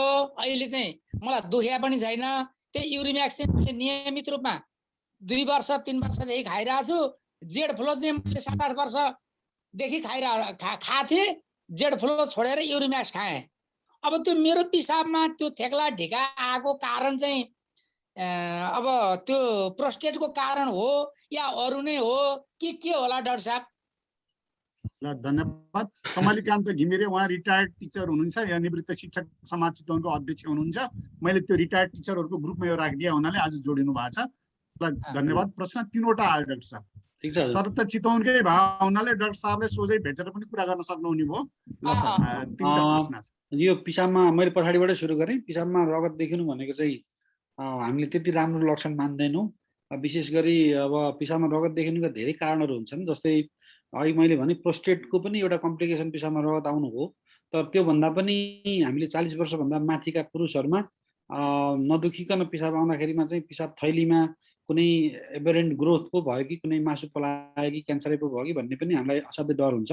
त्यस्तै गरी पिसाब थैलीमा ढुङ्गा हुनु अथवा किडनीमा दाहिने अथवा देब्रे किडनीमा कतै पत्थरीले घोच्नु र अथवा कुनै म्यालिग्नेन्ट प्रोसेस भनौँ क्यान्सरै पनि भएर पनि रगत आउने हुनाले पिसाबमा रगत आउने कुरालाई चाहिँ हामीले अलिकति सिरियसली नै लिनुपर्ने हुन्छ र त्यसलाई के भयो भनेर पत्ता लगाउनु असाध्यै आवश्यक छ। र त्यसको पत्ता लगाउने उपाय चाहिँ हामीले यहाँले भने जस्तै अल्ट्रासाउन्डले हेर्ने हो। तर सधैँ अल्ट्रासाउन्डले नदेख्ने हुनाले यस्तो बेलामा चाहिँ पिसाब थैलीभित्रै दूरबीन पसाएर हेर्ने जसलाई सिस्टोस्कोपी भनिन्छ त्यो गर्नु आवश्यक मैले देख्छु। उहाँको इन्टरमिटेन्ट बेला बेलामा आउने र बेला बेलामा नआउने भइरहेको छ भने यहाँले चाहिँ एकचोटि पिसाब थैलीको सिस्टोस्कोपी गरेर हेर्नु पाएदेखि चाहिँ अब त्यसको बारेमा जानकारी हुन्थ्यो होला। अब नेत्र सरले जुन क्वेसन उठाउनु भएको थियो अब टेक्नोलोजीको बारेमा र कस्टिङको बारेमा सायद यहाँले कुरा गर्नुभयो जस्तो मलाई लाग्यो। अब खासमा भन्ने भने यो अब नेपालमा यहाँलाई भने मैले अब ओपन सर्जरी त प्रोस्टेटमा अहिले असाध्यै कम मात्रै गरिन्छ। अलिक धेरै जसो टियुआर अथवा बायोपोलर टियुआर अथवा लेजर नै नेपालमा यो तिनवटा टेक्नोलोजी नै प्रयोगमा छन्। अब कस्ट वाइज चाहिँ अब यो ठाउँमा यति पैसा भनेर होइन। अब गभर्मेन्ट सेटअप कुरा गऱ्यौँ भने हामीले अब अहिले इन्सुरेन्सको कस्टिङको कुरा इन्सुरेन्सले अलाउ गरेको कस्टलाई हामीले रेफरेन्स मानेर हेऱ्यौँ भने नेपालको इन्सुरेन्सले एउटा प्रोस्टेटको अपरेसन गरेर सम्पूर्ण उपचार गरेर सकाउँदाखेरिमा मैले त्यहाँ देखेअनुसार त्यस्तै 42 हो कि 45,000 रुपियाँ जति तोकेको छ। त्यति रुपियाँ तोकेको छ। अब मार्केटहरूमा पनि प्रायः त्यही किसिमले नै यसका प्राइसहरू थोरै 2,000 तल अथवा 5,000 माथिमा भ्यारी गरेर टियुआरपीको कस्टिङ सायद छ होला। त डेफिनेटली गभर्मेन्ट सेटअपहरूमा अब यो कतिपय ठाउँमा यो सब्सिडाइज पनि हुन्छ। त्यस्तो कन्टेक्स्ट मैले देखेँ। अब लेजर आदि इत्यादिमा चाहिँ अलिकति लेजरको फाइबर अब लेजरको इन्स्ट्रुमेन्टेसनमा इनिसियल तपाईँको इन्भेस्टमेन्ट आदि इत्यादिको कारणले गर्दाखेरिमा चाहिँ अब ती सर्जरीहरूको रिकभरी त्यही सर्जरीबाटै गर्नुपर्ने हुनाले अब त्यहाँनिर अब त्यो सर्टन प्राइसहरू अलिकति माथि राखिया पनि हुनसक्छन्। अब नेपालमा ठ्याक्कै लेजर गर्ने सरहरूले कति प्राइस लिनुभएको छ भनेर मैले रेफरेन्स भ्यालु अलिकति भन्न सकिनँ, मलाई त्यति याद भएन। तर बाइपोलर टियुआर गर्नेहरूमा पनि प्रायः त्यस्तै 45-50,000 रुपियाँकै रेन्जमा यो काम हुन्छ। चितवनमा पनि त्यही प्रायः प्राइसमा हुन्छ। कुनै कुनै अलिकति अब प्राइभेट सेटअपमा अलिक ठुला नर्सिङ होमहरूमा थोरै प्राइस ओभर इन्फ्लेट भएर थोरै माथि जाला। त्यति नै हो। अर्को प्रश्न अपरेजको कुरा हाम्रो के अरे महन्त सरको पनि हात उठाएको थियो। महन्त सर कुरामा चाहिँ सर यो क्रोनोलोजिकल एज र बायोलोजिकल एजको बारेमा मैले एक्सप्लेन गरिनँ। अब मान्छेको जनरल वेलबिङ राम्रो छ, अन्य अङ्गहरूको कोमोर्बिडिटी छैन, हार्ट लङ कन्डिसन राम्रै छ भने अब टियुआरपी अथवा चाहिँ लेजर प्रोस्टेटेक्टोमी अथवा बायोपोलर टियुआर चाहिँ अब 90 वर्षकै मान्छे 100 वर्षकै मान्छेमा पनि गर्न सकिन्छ, प्रोभाइडेड उहाँ एन्टिकोअगुलेन्टमा हुनु न अथवा चाहिँ उहाँको हार्ट लङ कन्डिसन राम्रै छ भने यो अपरेसन चाहिँ गर्नलाई त्यति धेरै त्यस्तो रेस्ट्रिक्सन हुँदैन। यो सेफली गर्न सकिन्छ। एकदमै पाको उमेरको मान्छेलाई पनि गर्न सकिन्छ। त्यसमा खासै धेरै समस्या हुँदैन। गुप्ता सरको प्रश्न रेस्पोन्स भयो कि भएन कुनै? गुप्ता सरको भयो कि भएन कुनै प्रश्न रेस्पोन्स? भएको छैन, मेरैमा छ। महन्त सरले सोध्न खोज्नु भयो हो? महन्त सर पनि छ, राख्नु त। मेरो प्रश्न भन्दाखेरि पनि मेरो एउटा स्लाइड चाहिँ हेर्न मन लागेको थियो। त्यो भए हुनाले मेरो त्यति धेरै महत्त्वपूर्ण होइन। त्यो एसेसमेन्ट गर्दाखेरि कसको स्कोर कति के अरे कति सिभिआरपी छ भन्ने चाहिँ त्यो 3टा क्याटेगोरीको त्यो स्लाइड चाहिँ मैले मिस गरेँ। त्यो चाहिँ त्यो फेसबुक लाइभमा गएर हजुरले चाहिँ भोलि प्रशंसा चौतारी वा उसको चाहिँ फेसबुकमा गएर खोज्नुभयो भने यसलाई चाहिँ पुरै हेर्न पाउँछौँ सर हामी। यो रेकर्ड तपाईले दोहोर्याएर हेर्न सक्नुहुन्छ सर U3 मा। यो दोहोर्याएर पुरै हेर्न पाइन्छ सर। यो लाइभमा छ, फेसबुकमा चाहिँ यो U3 मा पनि छ, प्रशंसा चौतारीमा पनि छ। यो गुप्ता सरको क्वेसन मैले आन्सर गरेँ एकचोटि नभए क्वेसन दोहोऱ्याइदिनु भयो भने मैले बिर्सेँ। गुप्ता सर दोहोऱ्याएर एकचोटि प्रश्न हजुरको आयो कि आएन बताउनुहोस् त। होइन, मेरो प्रश्न चाहिँ के थियो भने सर यो प्रोस्टेटलाई यसलाई चाहिँ हामीले नियन्त्रणमा राख्नको लागि चाहिँ हाम्रो खानेकुरा हुने नहुने अथवा एक्सरसाइज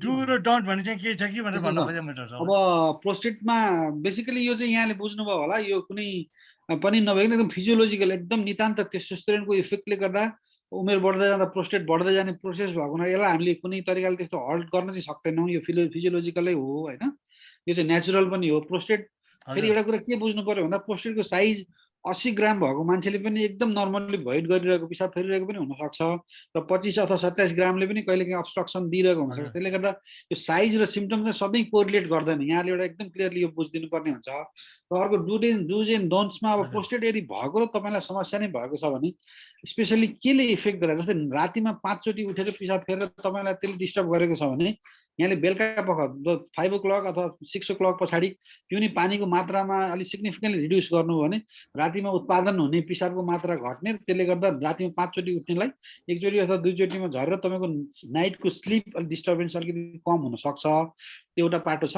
अब अन्य पाटोमा यहाँको रेगुलर लिभिङमा चाहिँ जस्तै इरिटेबल सिम्पटम, जस्तै अर्जेन्सी एकदम सिभियर छ, जस्तै पिसाब फेर्ने फ्रिक्वेन्सी एकदम हाई छ भने त्यस्तो बेलामा डायरेटिक्स मिल्ने भएका औषधिहरू, जस्तै ब्लड प्रेसरको औषधिमा कहिलेकाहीँ हाइड्रोक्लोरोथायाजाइड अथवा फ्रेसेमाइड भन्ने औषधिहरू दिएको हुनसक्छ।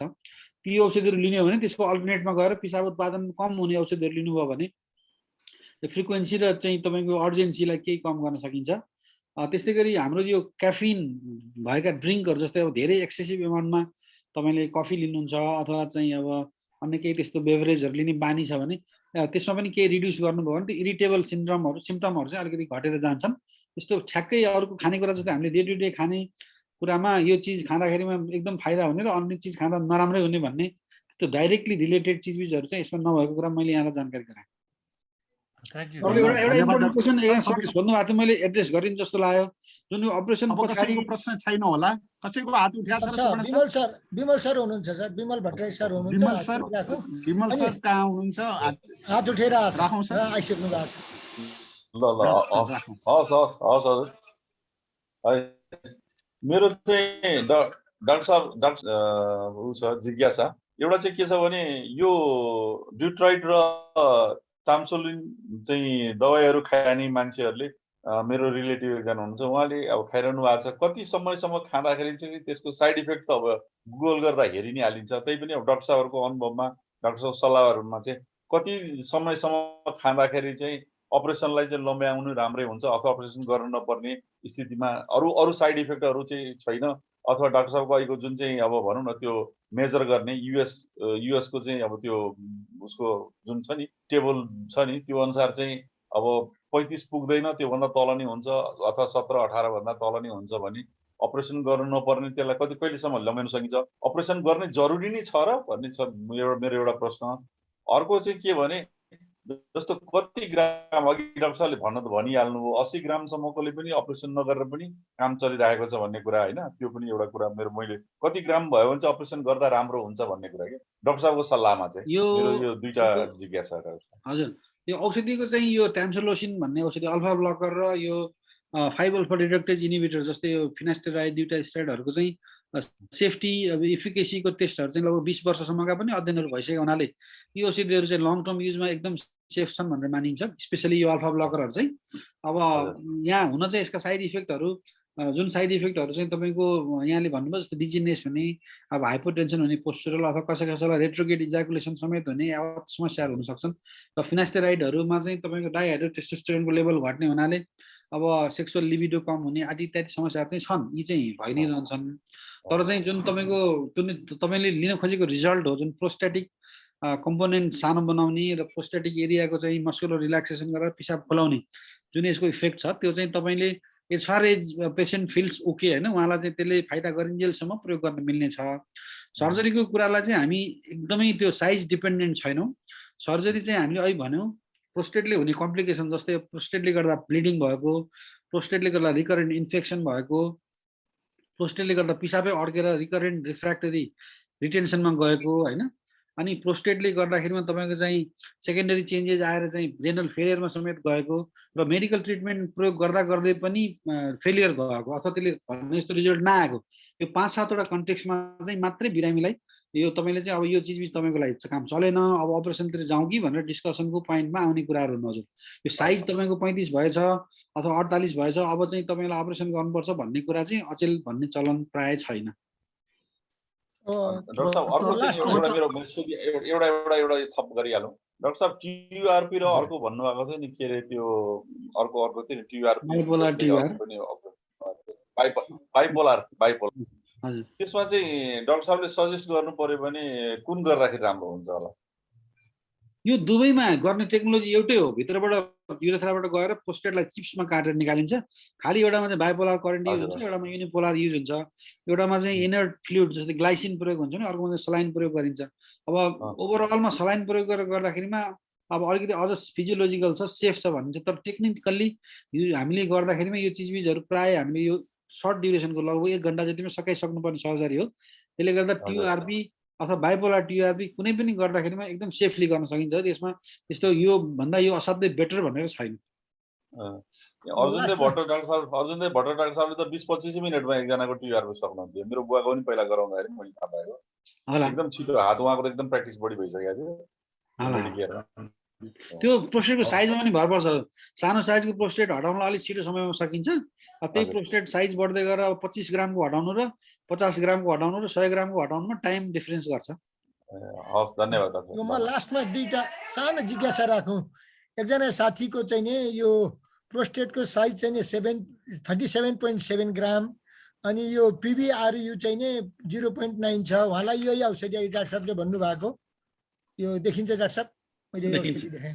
हजुर, यो उहाँले खानु भएको छैन, डाक्टर साहबले चाहिँ खाने सजेस्ट गर्नुभएको छ। एकचोटि सोधिदिनुहोस् न भन्नुभयो। अनि मेरो चाहिँ अहिले भर्खरै त्यही एकै दिन जचाउँदाखेरि मेरो चाहिँ 25.5 ग्राम देखियो। अनि पिबिआरसी चाहिँ 7.5 ml भनेर देखाएको छ डाक्टर साहब। मैले चाहिँ एउटा यो अहिले मलाई चाहिँ नि फ्लो प्रेस 0.4 दिइराख्नु भएको छ। यो दुइटै औषधि खाइराख्नु के होला? म यति मात्रै सोध्छु। होइन, मैले यहाँलाई फेरि पनि मैले अलिकति पछाडि लान चाहेँ। यो कस्तो छ भने प्रोस्टेटको साइज भन्दा पनि हामी एकदमै सिम्पटमलाई ट्रिट गर्छौँ। सिम्पमेटिकल्ली यहाँलाई कति यसले तपाईँका सिम्पटमले असर गरेको छ त्यसको आधारमा मात्रै यहाँले औषधि लिनु पर्ने नपर्ने कुराको डिसिजन गर्न आवश्यक छ। पहिलो नम्बरको चाहिँ तपाईँका कन्सर्न जस्तै भोलि मलाई यो समस्या होला कि पिसाब अड्किएला कि मलाई प्रोस्टेटको क्यान्सर पनि भएको छ कि भनेर यदि आइएको हो भने यहाँले विभिन्न जाँच गराएर त्यो कुरामा एस्योर भएपछि यहाँले औषधि प्रयोग गर्नै पर्छ भन्ने छैन होइन। अब यदि यहाँलाई साँच्चै नै त्यो प्रोस्टेट बढेर त्यसले ल्याउने चेन्जेसहरू जस्तै यहाँलाई पिसाबको रोक्न नसक्ने, पिसाब गर्न धेरै बेर लाग्ने होइन, छिनछिनमा पिसाब फेर्न जानुपर्ने, रातिमा पिसाब फेर्न उठ्नुपर्ने, पिसाब निक्रे जस्तो नहुने, ती समस्याहरू छन् भने यहाँले औषधि प्रयोग गर्नु आवश्यक छ। अन्यथा औषधि प्रयोग गर्नै पर्छ भन्ने छैन है। यो चाहिँ बुझ्नु पर्यो यहाँले। पिभिआरयु चाहिँ यहाँले जुन भन्नु 7.5 ml 3.2 ml भन्ने कुराको कुनै पनि सिग्निफिकेन्स छैन। युजुअली पोस्ट भयो डेजुअल युरिन चाहिँ हामीले 100 ml भन्दा माथि गइसकेपछि मात्रै यसलाई एउटा चाहिँ सिग्निफिकेन्ट प्यारामिटरको रूपमा हेर्छौँ। किनभने यो प्रत्येकचोटि अल्ट्रासाउन्ड गर्ने बेलामा पिभिआरयु डिफर गर्छ। अलि यहाँले प्रोपरली पिसाब फेर्नुभयो, कन्डिसन मिल्यो भने सबै पिसाब निक्रेको पनि हुनसक्छ। त्यसले गर्दा सिग्निफिकेन्ट एमाउन्ट भने युजुअली मोर देन 100 भइसकेपछि यसको के अर्थ हुन्छ, त्योभन्दा तल भइन्जेलसम्म त्यति धेरै यसलाई रेफरेन्स प्यारामिटरको रूपमा हेरिँदैन। अनि यो के अरे औषधि नखाँदाखेरि चाहिँ अलिकति गाह्रो भएको हो कि जस्तो यो फिल हुन्छ। अब यो साइकोलोजिकल मात्रै हो कि हामीलाई पर्ने के होला डाक्टर साहब? जस्तो मलाई चाहिँ औषधि खान बिर्सेँ भने बिर्सिन्छ कुनै दिन, त्यो बेलामा मलाई आज अलिकति गाह्रो भएको कारण औषधि नखाएर हो कि भन्ने जस्तो चाहिँ पर्छ। होइन होला, यदि त्यस्तो छ यहाँलाई भएको छ भने चाहिँ यहाँले त्यो औषधि लिनुभयो हुन्छ। यहाँले त्यही 5-7वटा सिम्पटमहरू छन्, त्यसलाई हिजोको समयमा र आजको समयमा अथवा औषधि खाएपछि 5-7 दिनको पछाडिको समयमा के डिफरेन्स फिल गर्नुभयो त्यसको आधारमा यहाँले साँच्चै नै फाइदा फिल गर्नुभयो, यहाँको सेटिस्फ्याक्सनको स्कोर अब भनौँ न पहिला 2मा थियो अहिले 4मा गयो अथवा 5मा पुग्यो भने त्यतिखेर चाहिँ औषधि युज गर्न वर्थ नै भन्नु पर्यो। अनि यो के लाइफ लङै खाइरहनुपर्छ डाक्टर साहब? औषधि चाहिँ के हुन्छ यसको? युजुअली यो औषधिहरू चाहिँ अब लङ टर्ममै प्रयोगको लागि हुन हजुर, यो प्रयोग गर्दै जाने नै हो। अब हाम्रो बिरामीहरूको के चलन छ भने खाएपछि चाहिँ छोड्न पाइँदैन भनेर अनि नखाने भन्दो रहेछन् कि बिरामीहरू। हाम्रोमा एउटा त्यो छ कि डाक्टर साहब प्र्याक्टिस नि, खाइसकेपछि त्यो छोड्न मिल्दैन त्यसैले बरु नखाने भन्ने पनि धेरै चलन छ कि। होइन त्यो त आफ्नो ठाउँमा होला, तर अब हामी बुझ्ने मान्छेले त्यसो भन्नु भएन। तर तपाईँ टोटल्ली एकदम नर्मल हुनुभयो, तपाईँलाई पिसाब फेर्न एकदम सजिलो भयो, तपाईँको अल्ट्रासाउन्ड स्क्यानमा प्रोस्टेटको साइज पनि भन्नुहोस् अब 40-50 थियो, त्यो घटेर 30को अराउन्डमा अथवा तल आयो होइन भने तपाईँले औषधिहरू होल्ड गरेर हेर्न सकिन्छ र फेरि समस्या सुरु भयो भने फेरि पनि खान सकिन्छ। यो औषधि छोड्नै नमिल्ने एकदम चाहिँ तपाईँको एकदम कन्टिन्युस एक दिन पनि बिराउनु नहुने पनि होइन। अब तपाईँले कुनै कारणले 1-2 दिन स्किप भयो भने पनि नो प्रब्लम। हस् त ल, हस् डाक्टर साहब धेरै धेरै धन्यवाद। अब म लास्टमा हाम्रो रमाकान्त ल अब आज चाहिँ धन्यवाद गर्नलाई यो चाहिँ कम्पिटेन्ट डाक्टर इन्जिनियरहरू भनेको लामछाने चाहिँ वंशमै हुँदो रहेछन्। अब छोटकरीमा आज 8:30 भन्दा नागिसक्यो। दामोदर सरले चाहिँ आफ्नो लामछाने बन्धुलाई चाहिँ आफ्नो भाइ छोरा के भनेर चाहिँ धन्यवाद दिनुहुन्छ। छोटकरीमा धन्यवाद दिनुहोस् त दामोदर सर। लामिछाने बन्धुलाई छोटोमा दिनु पर्यो। धन्यवाद। पहिले त सबैजनालाई नमस्कार छ। मैले कुनै प्रश्न पनि राखिनँ। यहाँहरूको चाहिँ नि प्रश्न र चाहिँ नि डाक्टर साहबले दिनुभएका उत्तरहरूबाट चाहिँ नि मैले सिक्न पर्ने कुरा केही थियो भने सिकेँ र मेरो कुनै खास प्रब्लम पनि छैन। प्रोस्टेटको उमेरमा यहाँहरू सबैभन्दा बढ्ता भए पनि कमसेकम 1.5 घन्टा चाहिँ नि योग गर्ने र 1.5-2 घन्टा हिँड्ने प्लस आहार विहारमा कन्ट्रोल गरेको हुनाले मेरा सबै चाहिँ नि तन्तुहरू है शरीरका तन्तुहरू पनि ठिक छन्। म प्रसन्न मुद्रामै छु र मैले प्रश्न सोध्नु पर्ने स्थिति आएन। तर आज निर्मल लामिछाने डाक्टर साहबले चाहिँ नि प्रोस्टेटको चाहिँ नि बनावट, प्रोस्टेटका चाहिँ नि त्यो स्ट्रक्चर, प्रोस्टेटका भित्रका अङ्ग प्रत्यङ्गको बारेमा जसरी वर्णन गर्नुभयो म चाहिँ नि बडा दङ्ग परेँ। किन दङ्ग परेँ भनेदेखि त्यो युरेथ्रा कहाँनिरबाट जान्छ, प्रोस्टेटले घेरेको हुन्छ, त्यो हेर्दा ओखर जस्तो हुन्छ, त्यसका भित्रका चाहिँ नि सेलुलर स्ट्रक्चरहरू कस्तो हुन्छ इत्यादि इत्यादि कुराहरूले कहिलेकाहीँ दिमागमा चाहिँ नि उ गरिरहिराखेको हुन्थ्यो र मैले चाहिँ नि त्यसलाई अध्ययन पनि गरेको थिएँ है। अब युट्युबको माध्यमबाट प्लस गुगल, अब गुगललाई गुरु नै मानेका छौँ आजकल हामी सबैले। त्यो अध्ययन चाहिँ नि गरेको थिएँ तर त्यति प्रष्ट थिएन मलाई। तर आज चाहिँ नि म प्रष्ट चाहिँ नि बिल्कुल प्रष्ट भएँ है। त्यो प्रष्ट भएको हुनाले त्यो आफूलाई त्यो प्रष्टता प्राप्त गरेको हुनाले आज जति पनि चाहिँ नि यहाँ पार्टिसिपेन्टहरू हुनुहुन्छ उहाँहरूले पनि मैले जसरी छर्लङ्ग बुझेँ, आकाश छर्लङ्ग भएको जस्तै त्यसै गरिकन यहाँले बुझ्नु भयो होला भन्ने विश्वासका साथ म निर्मल डाक्टर साहबलाई चाहिँ नि मेरो तर्फबाट है अब डाक्टर साहब भएको नाताले चाहिँ नि मैले उहाँलाई भाइ भन्नुभन्दा पनि डाक्टर साहब नै भनेर सम्बोधन गर्छु। उहाँको त्यो क्वालिफिकेसन, उहाँको त्यो स्किल, उहाँको त्यो एक्सपिरियन्सलाई हामीले चाहिँ नि आदरै गर्नुपर्छ। उमेरमा सानो हुँदैमा चाहिँ नि हामीले सम्बोधन गर्दाखेरि चाहिँ नि अनादर गरेर सम्बोधन पनि गर्न मिल्दैन। मैले उहाँलाई स्यालुटै गर्नुपर्छ, नमस्कारै गर्नुपर्छ। र आजको प्रेजेन्टेसनको निम्ति म मेरो तर्फबाट साथसाथै युएका चाहिँ नि धेरै चाहिँ नि साथीहरू र आज नयाँ चाहिँ नि आगन्तकहरूको तर्फबाट र इभन रमाकान्त सापकोटाको तर्फबाट पनि चाहिँ नि म हृदयदेखि नै उहाँलाई धन्यवाद ज्ञापन गर्दछु। धन्यवाद धन्यवाद धन्यवाद। निर्मल लामिछाने सर, अब सरको लास्टमा चाहिँ केही चाहिँ अब कन्क्लुडिङ रिमार्क्स केही छ भने? होइन, विशेषतः अब यहाँले निमन्त्रणा गरेर बोलाउनु भयो। अब यो विषयवस्तुको बारेमा केही मैले जानेका कुराहरू यहाँको अगाडि प्रश्न पाउँदा धेरै खुसी लाग्यो। आउँदा दिनहरूमा पनि यहाँहरूलाई त्यस्ता केही समस्याहरू अथवा केही परेमा म सधैँ कम्युनिकेसनको लागि ओपन नै छु भन्दै फेरि पनि धन्यवाद दिँदै यो विभिन्न सरहरूसँग मेरो नयाँ चिन्जानी पनि यो मौकाले हुन पायो त्यसको लागि पनि यो युएलाई धेरै धेरै धन्यवाद दिँदै बिदा माग्दछु। धन्यवाद। अब एउटा टेलिफोन नम्बर चाहिँ नि राखिदिन पर्ला है निर्मल डाक्टर साहबले? हुन्छ, मसँग छ सर, म उपलब्ध गराउँला। होइन हामी टाढा भएको हुनाले बन्द गरौँ। खै हाम्रो अम्बासर कता हुनुहुन्छ? अम्बासर अब बन्द गरिदिनु होला। अम्बासर टाढा भएको हुनाले कन्ट्याक्ट गर्न सजिलो हुन्छ।